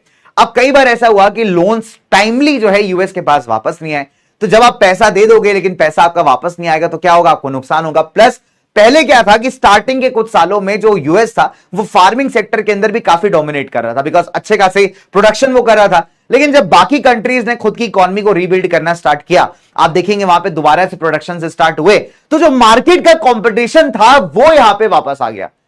अब आप अकेले राजा यहां नहीं रह गए, आपके पास कंपटीशन है करने के लिए। तो आप देखोगे कि एग्रीकल्चर सेक्टर का इतना बुरा हाल हुआ कि एग्रीकल्चर सेक्टर में क्या किया गया कि पहले क्या था कि एक ही दो इलाके थे, एक ही दो कंट्रीज थे जो एग्रीकल्चर प्रोडक्शन कर रहे थे, खासकर उस जमाने में जब वॉर चल रही थी, राइट। एंड वॉर के बाद भी जब आपकी कंट्रीज रीबिल्ड हो रही थी, दोबारा से इकोनॉमी को ठीक किया जा रहा था, तब भी कुछ ही एक आध ऐसे कंट्रीज थे जो फार्मिंग सेक्टर को डोमिनेट कर रहे थे, राइट। अब क्या होता है, जब वापस से कंपटीशन पहले जैसा हो जाता है तो सब लोग प्रोडक्शन करना स्टार्ट करते हैं, सब लोग उगाना स्टार्ट करते हैं, तो फार्मिंग के अंदर डिमांड से ज्यादा फूड ग्रेन्स का सप्लाई आ जाता है, ठीक है। बिकॉज जब हर कोई यहां पे फार्मिंग करना स्टार्ट करेगा, हर कोई प्रोड्यूस करना स्टार्ट करेगा, अभी डिमांड तो होता है नहीं मार्केट में, तो क्या हो रहा है कि डिमांड से ज्यादा यहां पे अनाज प्रोड्यूस कर दिया जा रहा है। और इकोनॉमिक्स का एक सिंपल सा लॉ है कि जब कभी भी डिमांड से ज्यादा सप्लाई हो जाए किसी प्रोडक्ट की तो उस प्रोडक्ट का दाम गिर जाता है। अब मान लो मार्केट में गेहूं खरीदने वाले सिर्फ 10 लोग हैं और मेरे पास गेहूं है करीब करीब 1000-2000 किलो, तो 10 लोग 2000 किलो गेहूं नहीं खरीदेंगे, है कि नहीं। और गेहूं भी उसी से खरीदेंगे जो सबसे सस्ते दामों में आपको बेचेगा। तो जब कभी भी डिमांड से ज्यादा सप्लाई हो जाता है तो चीजों का दाम हमेशा गिरना स्टार्ट होता है। और यही अगर आप देखोगे तो कहां हो रहा है, एग्रीकल्चरल सेक्टर के अंदर। तो एग्रीकल्चर सेक्टर के अंदर अगर आप देखेंगे जो प्राइसेस थे इंटरनेशनल मार्केट में वो 1926 से गिरने स्टार्ट हो जाते हैं। तो जब प्राइस गिरेगा तो जो फार्मर हमारा इंटरनेशनल सेलिंग में इन्वॉल्व है, जो भी किसान यहां पे एक्सपोर्ट करता है फूड ग्रेन्स को, उसको नुकसान होना स्टार्ट हो जाएगा। जैसे एग्जांपल ले लीजिए, हमारे देश के अंदर जो जाट कम्युनिटी थी उत्तर प्रदेश की, गुजरात के पाटीदार थे, ये खासकर अपने अनाज को इंटरनेशनल मार्केट में बेचते थे। और जब आप देखेंगे कि ये ग्रेट डिप्रेशन का समय स्टार्ट होता है, एग्रीकल्चर प्रोडक्ट्स के दाम गिरने स्टार्ट होते हैं, इन बेचारों को बहुत लॉस होता है। और ये बेचारे ब्रिटिश सरकार का टैक्स नहीं दे पा रहे होते, इनका डिमांड बन जाता है कि हमारे टैक्सेस को कम करिए, लेकिन सरकार यहां पे नहीं मानती। तो एज अ रिजल्ट आप देखेंगे जब आगे चल के सिविल डिसोबीडियंस होगा तो ये उसमें पार्टिसिपेट करेंगे। तो इस तरीके से कहा जा रहा है ना कि कुछ फैक्टर्स ने भारतीय पॉलिटिक्स को चेंज किया, तो इसी वजह से इसका इंपैक्ट आपको मैं बता रहा हूं, ठीक है। तो क्या हुआ कि भैया एग्रीकल्चर की प्राइस जो है 1926 से इंटरनेशनल मार्केट में गिरने लगे। दूसरी इंपॉर्टेंट बात कि 1930 तक प्राइसेस आपके कोलैप्स कर गए। कोलैप्स मतलब बिल्कुल पूरी तरीके से गिर जाना। अब इसमें फायदा किसका होगा दोस्त, इसमें फायदा होगा उस इंसान का जो यहां पे फिक्स्ड सैलरी के साथ काम करता है। अब मान लीजिए मेरी फिक्स सैलरी, तो मेरे को मार्केट के अंदर सामान सस्ता मिलेगा, लेकिन जो प्रोड्यूसर है, जो फार्मर है, जो सामान को उगा रहा है, बेच रहा है, उसको बहुत ज्यादा लॉस होना स्टार्ट हो जाएगा।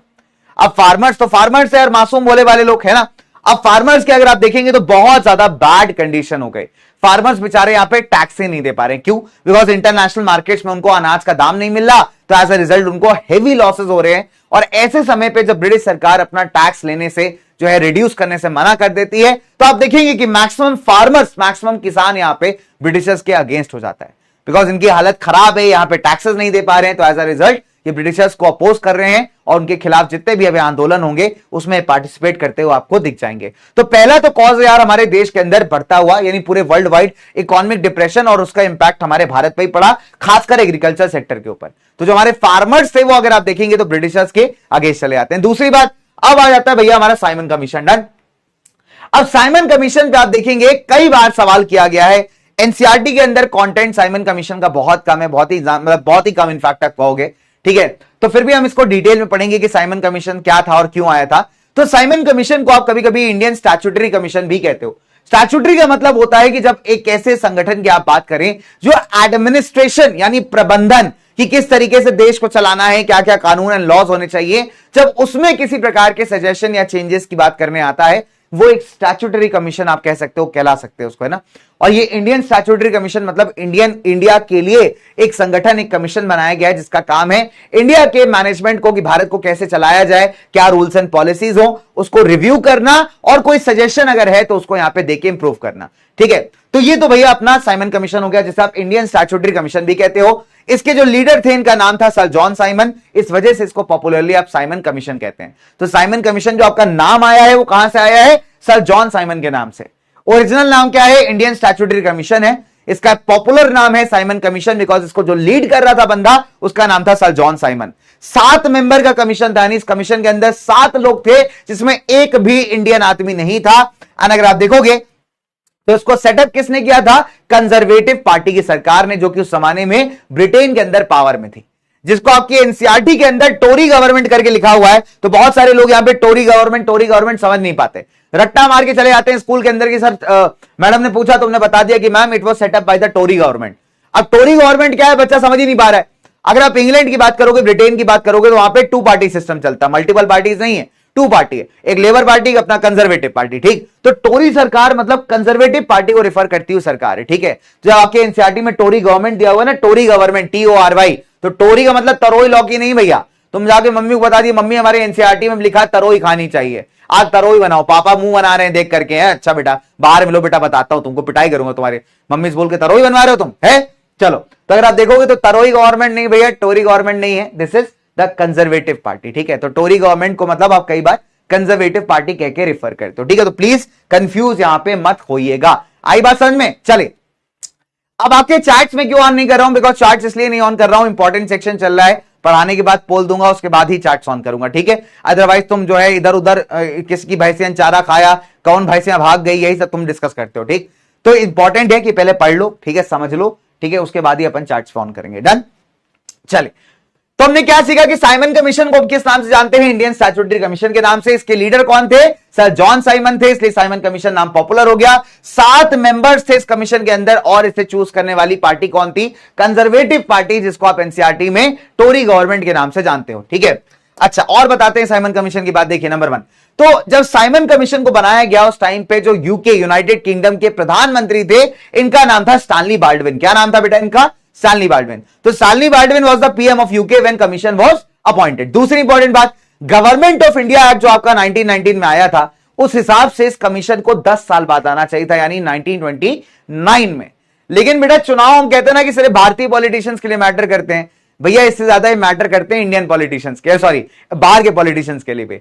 तो चुनाव का चक्कर बाबू भैया, चुनाव का चक्कर। अगर आप देखोगे तो कायदे से गवर्नमेंट ऑफ इंडिया एक्ट 1919 ने कहा था कि 10 साल बाद भारत में एक रॉयल कमीशन भेजा जाएगा, रॉयल मतलब ब्रिटिश सरकार को रिप्रेजेंट करता हुआ कमीशन भेजा जाएगा, जिसका काम होगा कि एडमिनिस्ट्रेशन के अंदर किसी प्रकार के चेंजेस को सजेस्ट करना। ठीक है, और कायदे से अगर आप इस रूल के हिसाब से देखें तो यह कमीशन आना चाहिए था 1929 में, लेकिन साइमन कमीशन भारत में आता है 1928 के अंदर। क्यों? इलेक्शन का चक्कर बाबू भैया। अच्छा, अब अगर आप देखोगे कंजर्वेटिव पार्टी यानी जो टोरी गवर्नमेंट है, उसको एक डर था कि कहीं वो इलेक्शंस ना हार जाए, तो उन्होंने साइमन कमीशन को मुद्दा बनाकर के आप कह सकते हो यहां पे चुनाव लड़ा। तो साइमन कमीशन का अपॉइंटमेंट किया गया 1927 में, और भारत आया ये 1928 के अंदर। ठीक है, किस लिए? ताकि भारत में एडमिनिस्ट्रेशन के अंदर जो चेंजेस हैं उसको यहां पे सजेस्ट किया जा सके। डन। अच्छा, अब अगर आप देखोगे तो जब ये भारत आया तो उसका स्वागत किसके साथ किया गया? स्वैग के साथ नहीं बेटा, बॉयकॉट के साथ। तो कांग्रेस हो, चाहे मुस्लिम लीग हो, चाहे भारत के जितने भी अलग अलग पॉलिटिकल ऑर्गेनाइजेशंस हो, सारे के सारे क्या कह रहे हैं कि बॉयकॉट से करेंगे तेरा स्वागत। टडिंग टडिंग टडिंग टडिंग टडिंग। साइमन कमीशन कह रहा है, साइमन क्या कह रहा है? कह रहा है हमको फर्क नहीं पड़ता, तुम करते रहो बॉयकॉट, हम तो खाएंगे बैठ के गड़िया गरम आलू की चाट। ठीक है, तो अगर आप देखोगे तो साइमन भैया को कोई फर्क नहीं पड़ रहा। साइमन कमीशन का हाल है कि बहुत ज्यादा बॉयकॉट हुआ, बहुत ज्यादा विरोध हुआ। रीजन बहुत सिंपल था, क्योंकि बिकॉज इसमें एक भी इंडियन मेंबर नहीं था।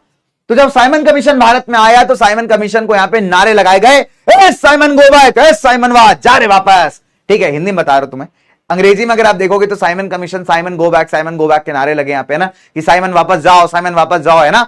तो साइमन वापस क्यों जाओ भैया? बिकॉज साइमन कमीशन में एक भी इंडियन मेंबर नहीं था। तो इंडियन ऑर्गेनाइजेशंस ने क्या कहा, कांग्रेस हो चाहे मुस्लिम लीग हो, सबने यही कहा कि तुम भारत के लिए कानून बनाने आए हो, कि तुम इंडियंस के लिए लॉज बनाने आए हो, पॉलिसीज बनाने आए हो, और एक भी इंडियन मेंबर नहीं है, एक भी इंडियन आदमी नहीं है। ये कौन सा मजाक है भैया? साइमन कह रहा है हमारे यहां तो ऐसा ही होता है।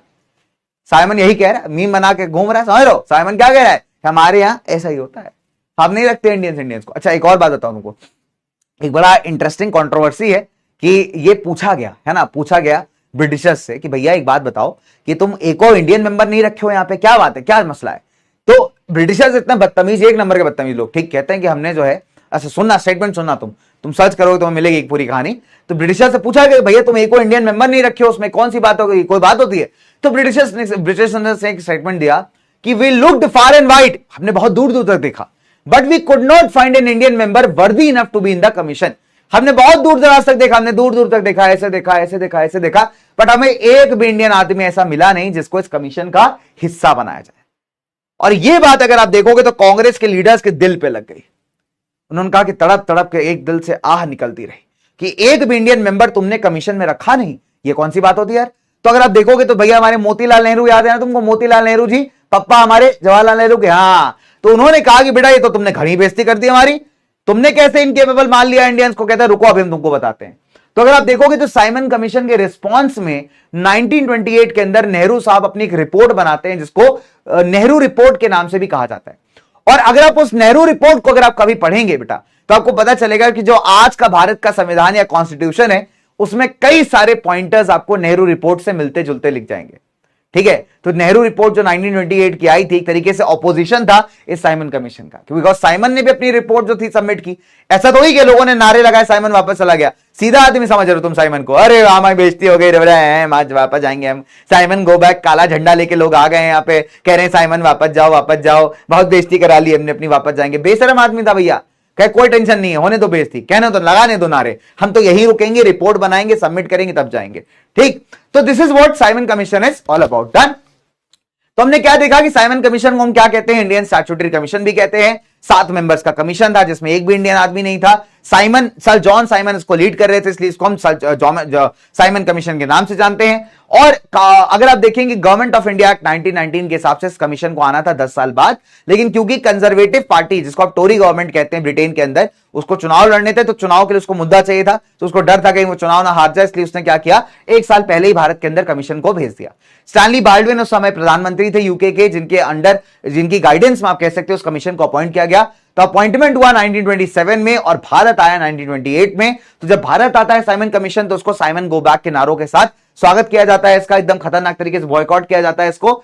लेकिन फिर भी साइमन जो है वापस नहीं जाता, साइमन यहां पे रुकता है, अपनी रिपोर्ट तैयार करता है, सबमिट करता है ब्रिटिश सरकार को। इसको अपोज करने के लिए मोतीलाल नेहरू भी अपनी एक रिपोर्ट बनाते हैं, इसको आप नेहरू रिपोर्ट ऑफ 1928 कह के भी बुलाते हो कई बार। ठीक है, अच्छा, और अपोज क्यों किया गया था? बिकॉज उसमें एक भी इंडियन मेंबर नहीं था। ठीक है, चलिए, तो दोस्तों यहां पे हमने क्या देखा कि यहां पे ना 2 चीजें हुई। नंबर 1, पहली बात तो यह कि साइमन कमीशन वाला केस, और दूसरा हमारा एग्रीकल्चर डिप्रेशन वाला केस।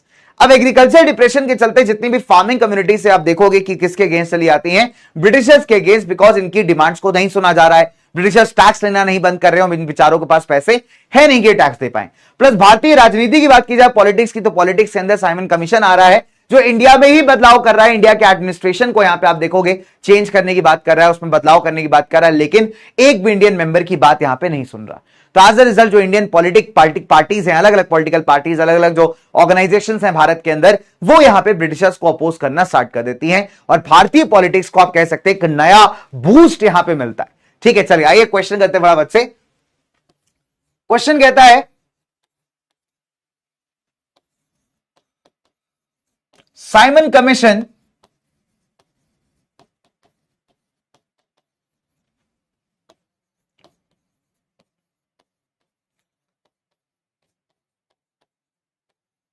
वॉज बॉयकॉटेड बिकॉज, ठीक है, चलिए, तो Simon commission was boycotted because option number A, no British member,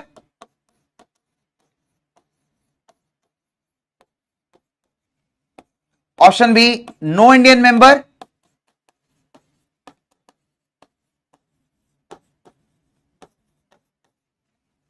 option C, Gandhi was not chosen as a member,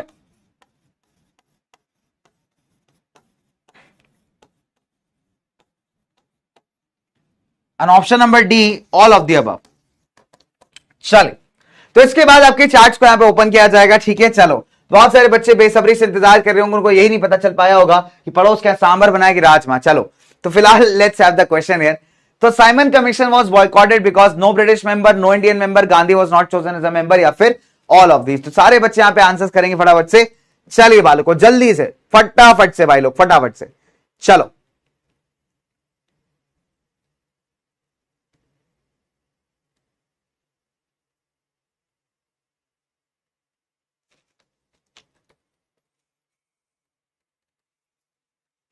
okay, very nice guys. चलो, कर लिया क्वेश्चन बेटा?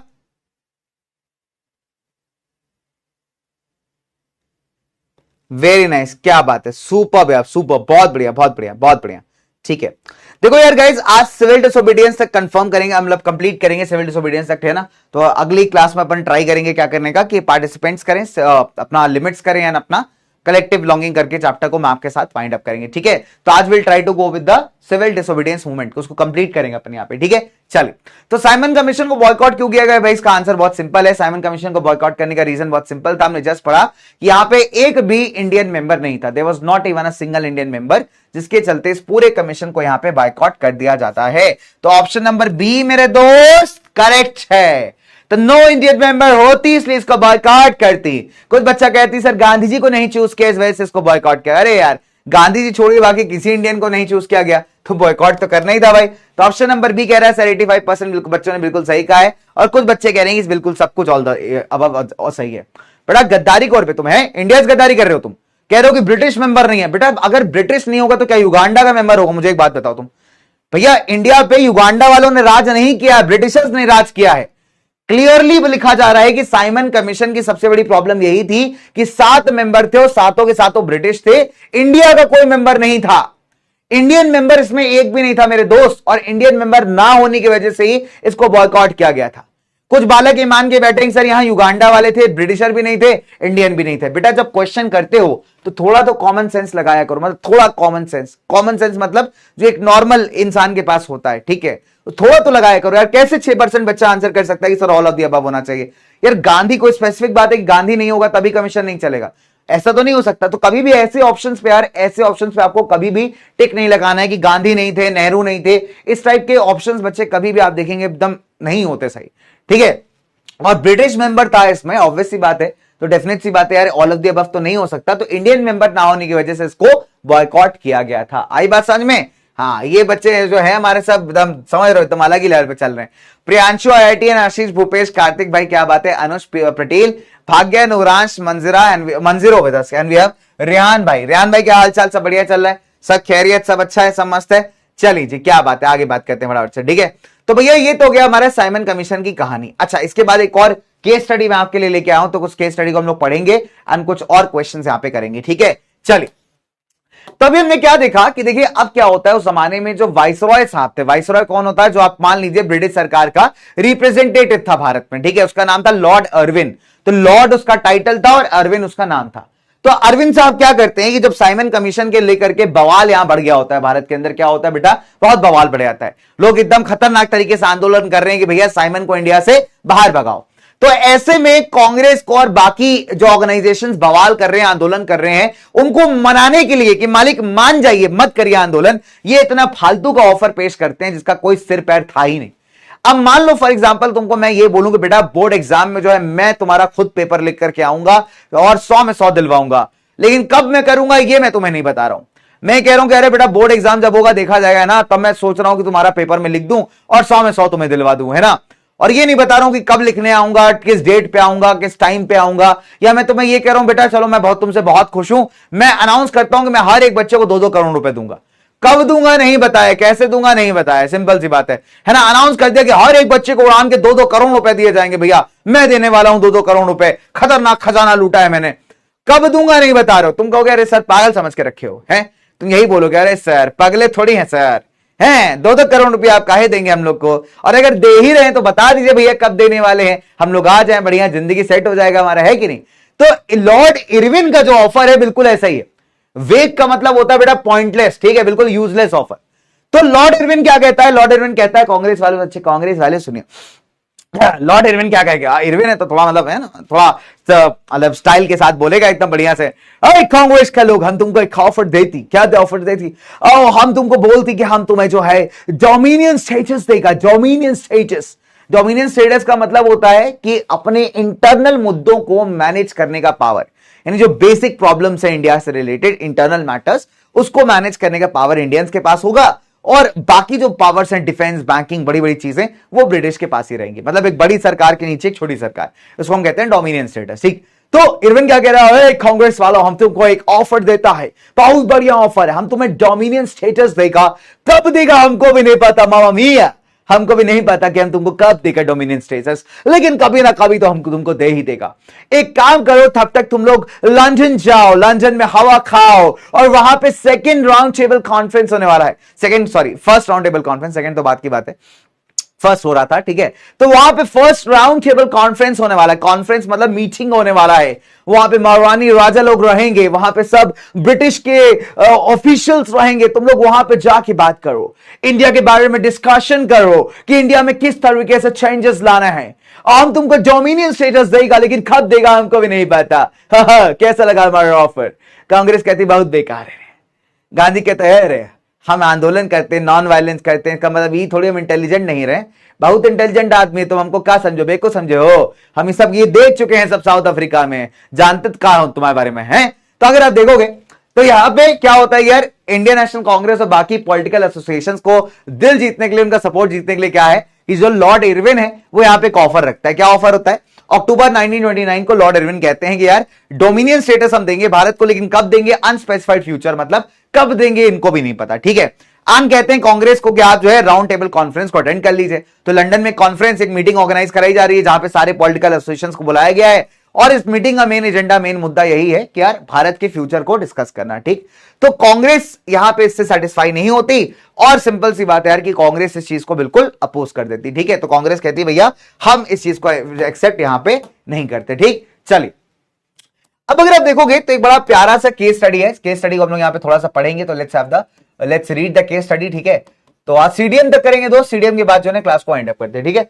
चलिए, तो केस स्टडी क्या कहता है हमारा, अच्छा अब अगर आप देखोगे तो कांग्रेस के अंदर ये जो लिबरल्स मतलब जो थोड़े लाइक नॉर्मल अप्रोच के साथ अपोज करते हैं, आंदोलन करते हैं, जो मॉडरेट्स थे, यानी जो लोग ब्रिटिशर्स के बहुत ज्यादा अगेंस्ट जाके काम नहीं कर रहे होते ना, मतलब थोड़ा कॉन्स्टिट्यूशनल तरीके से काम करने में बिलीव रखते हैं। तो जो मॉडरेट्स हैं आपके लिबरल्स थे, है ना, जिनका पहले सिंपल सी बात है ऑब्जेक्टिव था कि भारत को एक डोमिनियन स्टेटस मिले, यानी भारत का एक संविधान हो, लेकिन जो बड़ा पावर्स है वो ब्रिटेन के हाथ में ही रहे। ये देखो, जो लिबरल और मॉडरेट ग्रुप है ना कांग्रेस का, ये ब्रिटिशर्स को इंडिया से भगाने के फेवर में नहीं है, बिकॉज इनको लगता है कि इंडिया तभी डेवलप हो सकता है जब ब्रिटिशर्स भारत में रहेंगे।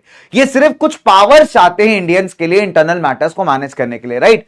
चलिए, तो क्या होता है कि धीरे धीरे करके इनका जो इन्फ्लुएंस है ना बेटा यहाँ पे खत्म होने लगता है, राइट। उनका इन्फ्लुएंस मतलब इनका जो प्रभाव है कांग्रेस में धीरे धीरे कम पड़ जाता है, हल्के हो जाते हैं लोग।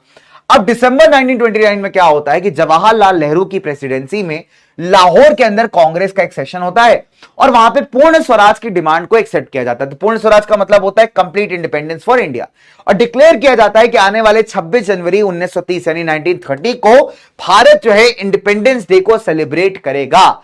एक बड़ा ही हाइपोथेटिकल सा आप कह सकते हो इवेंट है, लेकिन फिर भी बड़ा इंस्पायरिंग सा है। तो इन्होंने क्या कहा कि भाई लाहौर सेशन कांग्रेस का 1929 में पूर्ण स्वराज की शपथ ली गई कि भारत को कंप्लीट इंडिपेंडेंस दिलवाएंगे, और 26 जनवरी 1930 को हम लोग यहां पे सेलिब्रेट करेंगे as the independence day of India, और शपथ लेंगे कि भारत को कंप्लीट इंडिपेंडेंस दिलवानी है। लेकिन अगर आप देखोगे तो इस सेलिब्रेशन ने बहुत ही कम अटेंशन खींचा, लेकिन हालांकि महात्मा गांधी को अभी क्या करना था, एक बड़ा इंटरेस्टिंग मेथड फाइंड करना था कि किस तरीके से लोगों को दोबारा से यूनाइट किया जा सके। तो यार ये पूर्ण स्वराज रेजोल्यूशन बड़ा इंपॉर्टेंट है, कई बार क्वेश्चन आता है, ऐसे कई बार केस स्टडी आई हुई है कि पूर्ण स्वराज रेजोल्यूशन क्या था। तुमने क्या पढ़ा कि 1929 में कांग्रेस के जो सेशन हुआ लाहौर के अंदर, जिसके प्रेसिडेंट थे जवाहरलाल नेहरू, वहां पे एक शपथ ली गई, प्लेज ली गई कि भारत को कंप्लीटली इंडिपेंडेंट करवाना है, जिसे आप पूर्ण स्वराज का रेजोल्यूशन कहते हैं। और ये डिसाइड किया गया कि 26 जनवरी 1930 को भारत का इंडिपेंडेंस डे सेलिब्रेट किया जाएगा। अगर आज आप जो भारत का रिपब्लिक डे का डेट देखते हो ना कि भारत का रिपब्लिक डे सेलिब्रेट किया जाता है 26 जनवरी को, तो उसका कारण यही है कि भाई ये जो प्लेज ली गई थी पूर्ण स्वराज की, इसको यहां पे रिमेंबर करना, इसको यहां पे सम्मान देना, रिस्पेक्ट देना। अब भारत तो देखिए आजाद हुआ 1947 में, बड़ा जबरदस्त है कि भारत आजाद हुआ 1947 के अंदर, तो ऑब्वियस सी बात है कि 1930 में इंडिपेंडेंस डे तो हम नहीं मना सकते, तो लेकिन फिर भी इस चीज को सम्मान करने के लिए, इसका रिस्पेक्ट करने के लिए क्या किया जाता है कि 26 जनवरी को डिसाइड किया जाता है कि हम लोग भारत का रिपब्लिक डे सेलिब्रेट करेंगे। तो ये जो रिपब्लिक डे का डेट आया है वो इसी पूर्ण स्वराज के डेट से निकल करके आया है। ठीक है, चलिए तो लेट्स हैव अ क्वेश्चन। अब एक क्वेश्चन करते हैं, इससे मिलता जुलता, फिर सॉल्ट मार्च करते हैं, सीडीएम करते हैं, क्लास को वाइंड अप करते हैं। ठीक है, तो लेट्स हैव अ क्वेश्चन। एक क्वेश्चन क्या चाहे, चलो तो थोड़ी जुल्फे संभाल लो यार अपनी, है ना, जुल्फे साइड में आ जाती है तो मेरे को दिखना बंद हो जाता है साइड से। ठीक है, तो साइड में आ जाती है, दिखता ही नहीं ऑप्शन क्या है, बच्चों का चार्ट किधर है। चलिए जी, तो आइए दोस्तों फटाफट से क्वेश्चन करते हैं। लेट्स हैव फटाफट से क्वेश्चन, जल्दी से फटाफट से क्वेश्चन करेंगे। चलो तो क्वेश्चन क्या कहता है, ध्यान दीजिएगा।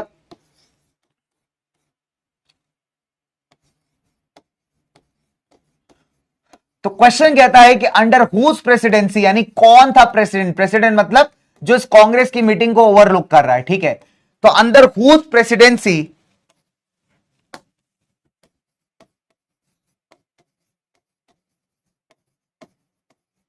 Demand for Purna Swaraj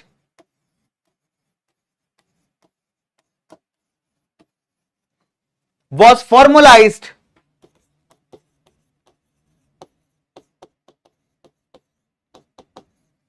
in the Lahore 1929 session. ठीक है, चले चार options,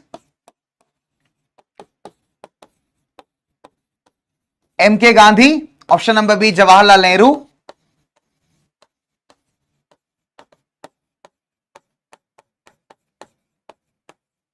option C Sarojini Naidu,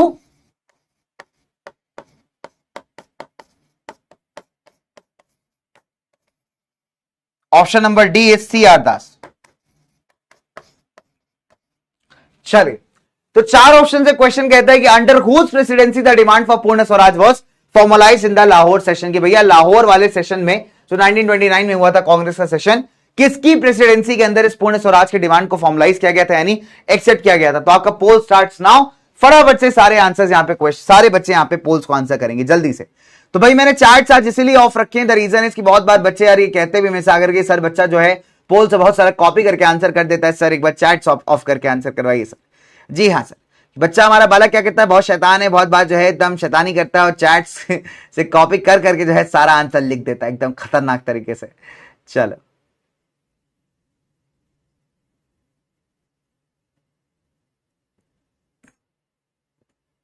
कर लिया क्वेश्चन बच्चावाड़ी?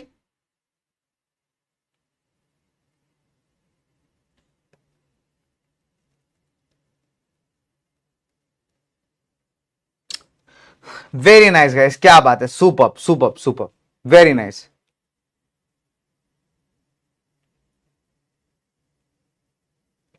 ओके, क्या बात है भाई, क्या बात है, बहुत अच्छा किया भाई बच्चों ने, बहुत अच्छा किया बच्चों ने। चलिए super super, very nice guys, क्या बात है।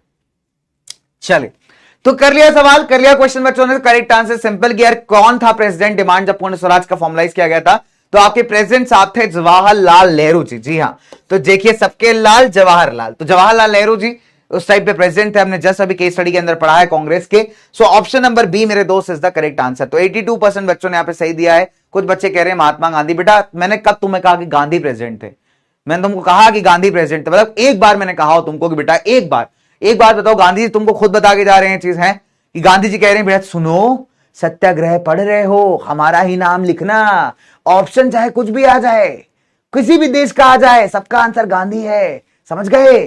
तो ये जितने बालक ये वाले कांड करते हो ना भाई, यहां पे तो तुम सुधार कर भी सकते हो, लेकिन जब बोर्ड एग्जाम में ब्लंडर करके आओगे वहां नंबर ही कटेंगे सीधा, और फिर वहां पे कोई ऑप्शन नहीं होगा तुम्हारे पास जाकर ये बताने के लिए कि भैया सर ये हम तो ऐसे ही बोल रहे थे, गांधी जी हमको बता गए थे। गांधी जी ने कहा था कि हर क्वेश्चन का आंसर गांधी होता है। देखो अभी अभी हमने केस स्टडी पढ़ा है कि क्लियरली यहां बोला गया है कि भाई जवाहरलाल नेहरू का प्रेसिडेंटशिप था, जवाहरलाल नेहरू उस टाइम प्रेसिडेंट थे, ठीक है, राष्ट्रपति देश के नहीं थे दोस्त, उस कांग्रेस सेशन के थे, उस कांग्रेस की मीटिंग को प्रिसाइड कर रहे थे, मैनेज कर रहे थे, और वहां पे इस पूर्ण स्वराज की डिमांड को एक्सेप्ट किया गया था, जिसे आप कहते हैं फॉर्मलाइज करना। और यही तो क्वेश्चन आपसे पूछा है मेरे बच्चे कि कौन था उस जमाने का प्रेसिडेंट, उस जमाने का कांग्रेस का, उस सेशन का, लाहौर सेशन का। तो बच्चे कह रहे हैं सर गांधी थे यार। गांधी को भी नहीं पता कि मैं कब बना, गांधी जी के साथ, गांधी जी ऐसे खड़ोक देख रहे हैं ऊपर से, हैं आए ई कब हुआ रे, हम कब यहां प्रेसिडेंट बन गए। ओ भैया चलो, तो भैया हमारे बच्चे कुछ जो ना करे थोड़ा है। तो गांधी जी कुछ बच्चों ने कर दिया, कुछ बच्चों ने कहा सरोजिनी नायडू, कुछ बच्चों ने कहा यार सब सही है, ठीक है। तो रोमन, नुरांश, त्रिदेव, अन्व्याप, दिवांकर, कार्तिक, चौहान, पतिजी, पटेल, आशीषन, रेहान भाई। क्या बात है, बहुत सिंपल। चलो तो लास्ट क्वेश्चन करते हैं फटाफट से, है ना, लास्ट सॉल्ट मार्च पढ़ते हैं, सॉल्ट मार्च के बाद क्लास को फिनिश करते हैं, वाइंड अप करते हैं, ठीक है। तो let's come to the last topic, that is salt march. अब देखिए सॉल्ट मार्च एंड सीडीएम, एक क्वेश्चन आता है एवरी ईयर, मैं आपको बता रहा हूं, ध्यान से सुनिएगा सारे बालक, कि बेटा हर साल एवरी ईयर एक सवाल आता है बहुत खतरनाक, ऑलमोस्ट हर एक सेट के अंदर आपको मिल जाएगा, यानी सॉल्ट सत्याग्रह का क्वेश्चन, ठीक है, कि Gandhi use salt as a weapon to unite the different classes in a common movement, discuss. 5 number में क्वेश्चन आता है, या क्वेश्चन आपसे ऐसे पूछ सकता है कि why did Gandhi choose salt as a symbol of resistance. आपको कई बार यह भी क्वेश्चन पूछेगा कि why did Gandhi choose salt as a symbol of resistance. Gandhi ने सॉल्ट यानी नमक को जो है एक तरीके से रेजिस्टेंस या विरोध करने के सिंबल के फॉर्म में क्यों चूज किया, ठीक है। तो देखिए 1929 और 1930 तक एक बात तो साफ हो गई थी, गांधी को एक बात समझ में आ गई थी कि जब तक आप लोगों को यहां पे यूनाइट नहीं करने वाले, जब तक आप हिंदू मुस्लिम अलग अलग सेगमेंट्स को एक साथ नहीं लेके आने वाले, चाहे अमीर हो चाहे गरीब हो, तब तक यहां पे ब्रिटिशर्स को अपोज करना बहुत ज्यादा मुश्किल है। तो इन्होंने दिमाग लगाया, मिंजा टेक्निक लगाई, इन्होंने सोचा यार कि किसी ना किसी ऐसी कॉमन चीज को पकड़ना पड़ेगा जिसे अमीर भी यूज करता है, गरीब भी यूज करता है, और हर धर्म का इंसान यहां पे उसका यूटिलाइजेशन करता है। तो गांधी जी को समझ में आया कि भैया नमक के अंदर वो बात है कि जो लोगों को कनेक्ट कर सकती है, ठीक है। अच्छा अब अगर आप देखेंगे नंबर 1, पहली बात, गांधी को लगा यार कि सॉल्ट को एज अ सिंबल इस्तेमाल किया जा सकता है अलग अलग क्लासेस ऑफ पीपल को साथ लाने के लिए, बिकॉज नमक एक ऐसी चीज है जो हर एक आदमी खाता है, चाहे अंबानी हो, चाहे मैं हूं, चाहे आप हो। तो इस मामले में हम अंबानी जी को कंपीट कर सकते हैं कि वो भी नमक खाते हैं, हम भी नमक खाते हैं, भैया हम भी कम थोड़ी अंबानी से, नमक खाते हैं, मजाक चल रहा है क्या इधर, है एकदम खतरनाक, रोज सब्जी में नमक चाहिए अपने को बढ़िया से, है कि नहीं, फ्राई वाले चावल में नमक चाहिए। तो एक मामले में तो जो अमीर है गरीब है सब बराबर है कि एवरीवन यूजेस नमक यानी सॉल्ट, ठीक है। अब 1882 में एक एक्ट आया था, 1882 में एक एक्ट आया था, एनसीईआरटी में नहीं दिया हुआ, मैं आपको बता रहा हूं यहां पे कि 1882 के अंदर क्या था बेटा, एक एक्ट आया, एक कानून आया जिसने क्या किया कि सॉल्ट की मैन्युफैक्चरिंग के जो अधिकार थे वो किसको दे दिए, ब्रिटिश कंपनीज को दे दिए, और सॉल्ट पे लगा दिया टैक्स, ठीक है। क्या किया, नंबर वन सिंपल सी बात है कि 1882 में एक एक्ट आता है, कानून आता है, जिसने सॉल्ट बनाने का जो कंप्लीट अधिकार है किसको दे दिया, ब्रिटिश कंपनीज को, एंड साथ ही साथ जो आपका सॉल्ट था उसके ऊपर लगा दिया टैक्स। अब द पॉइंट इज, जो सॉल्ट है आपका उसको अमीर आदमी भी खाता है, उसको आप गरीब आदमी भी खाता है। तो गांधी को लगा यार कि ये बहुत ही अच्छा तरीका है यहां पे हर एक classes of section of classes को एक साथ लाने का इन अ कॉमन मूवमेंट, ठीक है।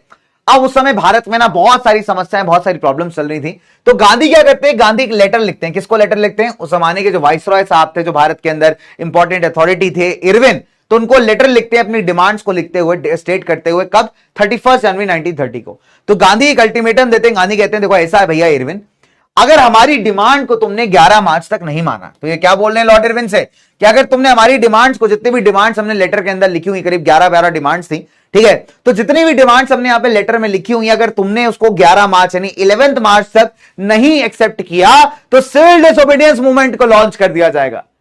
इरविन कह रहा है ठीक कर हमको कोई फर्क नहीं पड़ता। तो लॉर्ड इरविन बेशरम आदमी, एक नंबर का बेशरम आदमी, कोई फर्क नहीं पड़ रहा। गांधी कह रहे बेटा तुमको वार्निंग दे रहे हैं, अभी बता रहे हैं तुमको, बात मत करने, नहीं समझाया था। तो गांधी कह रहे बेटा अगर तुमने यहां पे हमारी सारी डिमांड्स को नहीं माना तो 11 मार्च तक हमारी डिमांड्स एक्सेप्ट हो जानी चाहिए, नहीं तो हम डांडी मार्च स्टार्ट कर देंगे, नहीं तो हम यहां पे सिविल डिसोबीडियंस स्टार्ट कर देंगे। तो अभी क्या है कि इरविन कह रहा है ठीक ठीक ठीक, यहां देखा जाएगा, चलो कर लो, कोई टेंशन नहीं, ठीक। अच्छा अब क्या होता है, गांधी जी कहते हैं बेटा हल्के में ले रहा हूं, को है हल्के में ले रहा हूं मैं, इतने बड़े नेता है, ऐसे थोड़ी मजाक थोड़ी चल रहा है। तो गांधी जी क्या करते हैं, 12 मार्च को अपने कहे अनुसार, जैसे उन्होंने कहा था, अल्टीमेटम दिया था, कहते हैं बेटा इरविन साहब तुमने तो हमारी बात मानी नहीं, लेकिन हम अपने वादे पक्के हैं। तो गांधी ने क्या किया, 12 मार्च 1930 को एक मार्च स्टार्ट किया साबरमती से लेकर के दांडी तक। तो साबरमती में इनका आश्रम है और दांडी अगर आप देखेंगे तो गुजरात में कोस्टल टाउन है, एक समुद्र के किनारे बसा छोटा सा गांव, छोटा सा आप इलाका कह लीजिए। तो इन्होंने साबरमती आश्रम से गांधी दांडी तक का करीब 240 माइल्स 240 मील लंबा जो था वॉक स्टार्ट किया अपने 78 वॉलंटियर्स के साथ। 78 वॉलंटियर्स मतलब जो इनके ट्रस्टेड शिष्य थे, स्टूडेंट्स थे, 78 अपने लोगों के साथ इन्होंने दांडी तक की पद यात्रा, पैदल मार्च स्टार्ट किया, पैदल पैदल चलना स्टार्ट किया। 240 माइल्स का टोटल डिस्टेंस था, हर दिन 10 माइल्स चलते थे, तो 10 मील हर रोज चलते थे, ठीक है। एंड फाइनली हम लोग क्या देखते हैं कि गांधी जो है दांडी पहुंचते हैं। कब पहुंचते हैं बेटा? ये पहुंचते हैं लगभग 6 अप्रैल को। 6 अप्रैल को ही क्या करते हैं बच्चे, यहां पे पानी को बॉईल करके, समुद्र के पानी को यहां पे नमक बनाते हैं और सॉल्ट लॉ को ब्रेक कर देते हैं। और जैसे ये सॉल्ट लॉ को ब्रेक करते हैं, पूरे देश भर के अंदर जो सिविल डिसोबीडियंस मूवमेंट है वो आप क्या होगे, तेजी से जो है फैलना, स्प्रेड होना स्टार्ट हो जाता है, ठीक है। तो देखिए सिविल डिसोबीडियंस की शुरुआत तो कहीं ना कहीं कहा जाता है कि जब गांधी ने सॉल्ट मार्च या दांडी मार्च स्टार्ट किया, तभी से एक सिंबल जा चुका था कि अब आपको ब्रिटिश लॉस को ब्रेक करना है, तोड़ना है। लेकिन ऑफिशियल तरीके से अगर आप देखेंगे, प्रॉपर तरीके से भारत में जब गांधी दांडी पहुंच करके नमक बना के सॉल्ट लॉ को ब्रेक करते हैं, तो सिविल डिसोबीडियंस मूवमेंट पूरे देश भर में स्प्रेड हो जाता है, फैल जाता है, आग की तरफ फैल जाता है, और आप देखेंगे पूरे देश पे जो है इसका इंपैक्ट पड़ना स्टार्ट हो जाता है, राइट। चलिए, तो आज की क्लास को देखिए यहीं तक रखेंगे बच्चों, है ना, दांडी मार्च तक रखेंगे।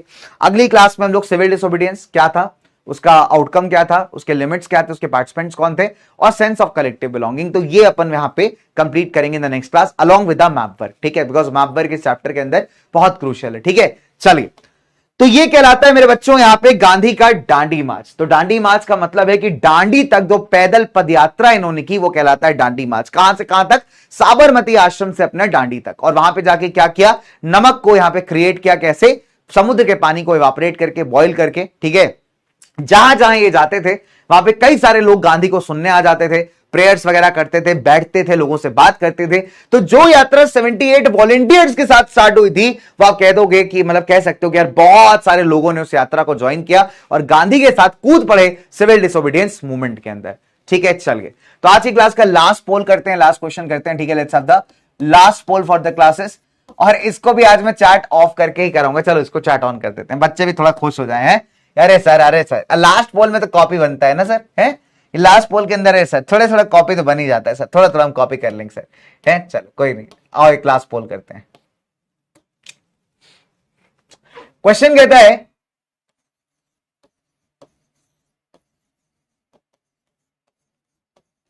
कि व्हाई डिड गांधी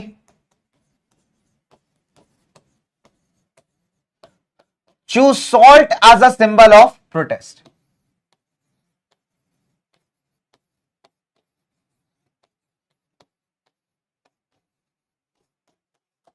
ठीक है, done. 4 options,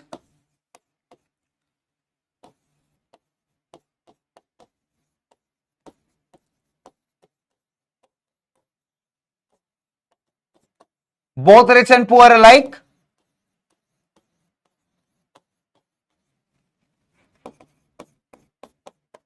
it could bring together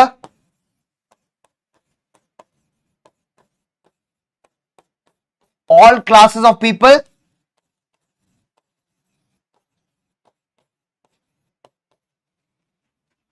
option C, tax on salt,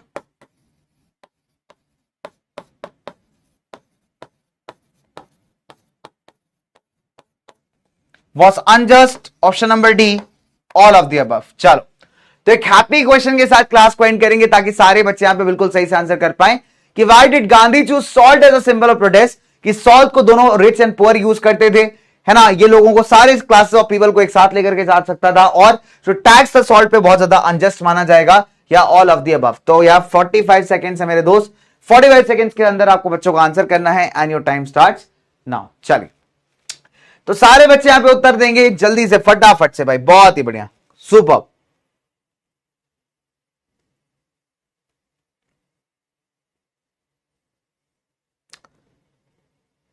okay, क्या बात है भाई, बहुत ही बढ़िया, सुपर यार, वेरी नाइस गाइस, सुपर बच्चावाड़ी, सुपर जबरदस्त।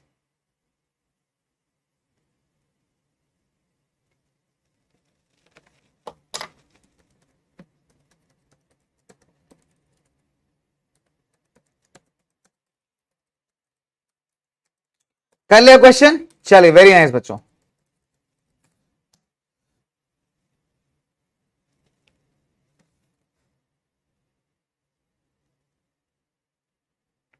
ओके, चलो भाई। और किसी घर में यार गर्मा गर्म अगर अदरक वाली चाय बन रही है तो प्लीज मेरे को भिजवा दो। आज क्या है एक्चुअली, डॉगेश भैया गए हुए घूमने के लिए हैं, उनका अलग ही चल रहा है आजकल, बड़े पैसे आ रखे हैं उस इंसान पे हैं, तो आजकल बात ही नहीं सुनता, घड़ी बेइज्जती मार देता भैया मेरी वो। मैंने कहा यार एक दुकान से जरा चाय वाय ले आओ, मेरी थोड़ा गला एकदम, थोड़ा आजकल मौसम बदल रहा है थोड़ा मतलब एक्सर्शन हो जाता है थोड़ा सा, अदरक वाली बढ़िया चाय लो। कहता है अभी भी हम चाय वाय नहीं लाती, हम मालिक होती, हमसे तुम चाय लाने को बोलती। एक नंबर का बदतमीज आदमी है वो, ठीक। तो देखिए, why did Gandhi choose salt as a symbol of protest? देखिए सिंपल सी बात है, सारी क्वेश्चन सारी ऑप्शन सही है कि सॉल्ट को लोग रिच एंड पुअर दोनों यूज करते हैं, लोगों को साथ में लेकर के आ सकता है, साथ ही साथ इस पे टैक्स लगाना बहुत ही ज्यादा अनजस्ट बात है। तो ऑल ऑफ दी अबव यहां पे बिल्कुल सही है, ठीक है।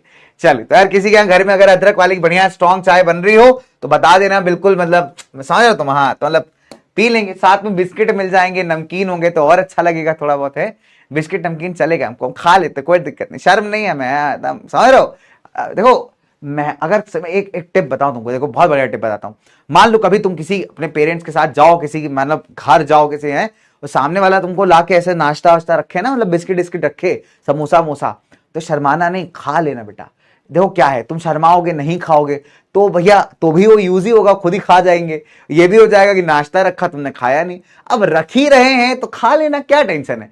अब ये नहीं सब खत्म कर जाओ, सब नहीं खत्म करना, डिसेंसी रखनी, लेकिन मतलब खा लिया करो, ठीक है, समझ रहे हो। तो ये वाली बात है। तो भैया ये एकदम खतरनाक ज्ञान दिया तुमको, हाँ सीक्रेट है, शेयर मत करना, ठीक। चलो, तो ऑप्शन क्या है भाई, ऑप्शन 86% बच्चों ने सही किया, कहते बिल्कुल सही बात है सर।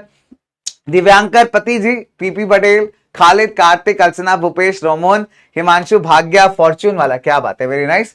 रोमोन जी, भूपेश, रेहान भाई, कार्तिक, भाग्या, रॉय जेंट, हितेश, गौतम, दीपक, नूरांश और ऋतिका, क्या बात है, बहुत सारे प्यारे प्यारे बच्चे। चलिए, तो दोस्तों अगले लेक्चर के अंदर अपन है ना ट्राई करेंगे क्लास को फटाफट से वाइंड अप करने का, मतलब क्लास मतलब चैप्टर को वाइंड अप करेंगे, है ना। एंड विल ट्राई कि चैप्टर एकदम समाप्त किया जाए, वाइंड अप किया जाए बच्चों के साथ बढ़िया से। एंड बढ़िया चैप्टर है, स्कोरिंग चैप्टर है इनफैक्ट, है ना। तो अभी आपका शायद मैथ्स का क्लास है ना, तो आपके बबुआ सर उसके बाद आपकी मैथ्स की क्लास लेंगे, तो लोग मैथ्स वैथ्स की क्लास पढ़ो बढ़िया से एकदम अच्छे से। नोट्स को दोस्तों रिवाइज कर लेना, बहुत इंपॉर्टेंट। आज डीपीपी आपको नहीं दिया सॉल्व करने के लिए मैंने, है ना, लास्ट वाला डीपीपी पहले आप सॉल्व करो बढ़िया से, लगाओ, इसके बाद अगले क्लास में आपको डीपीपी दूंगा बढ़िया से एकदम, तो उसको सॉल्व करना, कोई टेंशन नहीं है, ठीक है। चलिए, तो बस इसी के साथ आज की कक्षा को, आज की क्लास को यहीं समाप्त करते हैं। अगला जूम सेशन अगर बच्चों के साथ हुआ तो जरूर से करेंगे, एंड थोड़ा समय बचा तो बच्चों के साथ बहुत टाइम से वीडियो कॉल भी नहीं किया, तो वो भी मैं पहले सेटअप करवा लूंगा। बच्चे होता क्या है कि आपकी जब क्लास खत्म होती है ना, देखो आपको पढ़ाना भी है, इंपॉर्टेंट है, सिलेबस है ना, तो जब क्लास खत्म होती है ना, एटलीस्ट 10-15 मिनट का बफर चाहिए होता है कि आपको वीडियो कॉल कर सके, बिकॉज अगली क्लास 6:30 पे तुम्हें भी समय नहीं मिलेगा रिलैक्स करने का, रिफ्रेश करने का दिमाग को, है ना, तो वो भी बहुत जरूरी है अपने आप में। चलिए, तो आज की क्लास को फटाफट से वाइंड अप करते हैं, जल्दी से फटाफट से भागो, भाग के जाओ यार, रिफ्रेश कर लो, कुछ खा लो गर्मा गर्म, और कोई चाय भिजवा रहा है तो प्लीज भिजवा देना, ठीक है। I will be very helpful, I will be very thankful to you. चलिए दोस्तों, और आज के दिन को यहीं पे समाप्त तो नहीं करते, अगली क्लास के लिए रेडी हो जाइए। मैं चाहता हूं अपनी अगली क्लास में आज हम पढ़ाएंगे रशियन वाला रेवोल्यूशन, समझ रहे हो। तो रशिया के अंदर बहुत तगड़ा रेवोल्यूशन हुआ था, तुम क्लास 9 में पढ़ के आए थे, तो आज क्लास 9 वाले बालकों को पढ़ाया जाएगा कि भैया वहां का राजा कितना दुष्ट था और कैसे वहां पे आंदोलन हुआ, ठीक है। तो bye guys, take care everyone, love you बच्चों, मिलते हैं in the next class, that is on Wednesday. Bye bye, नि हाओ, बाय, टेक केयर, चलो बाय बाय गाइस।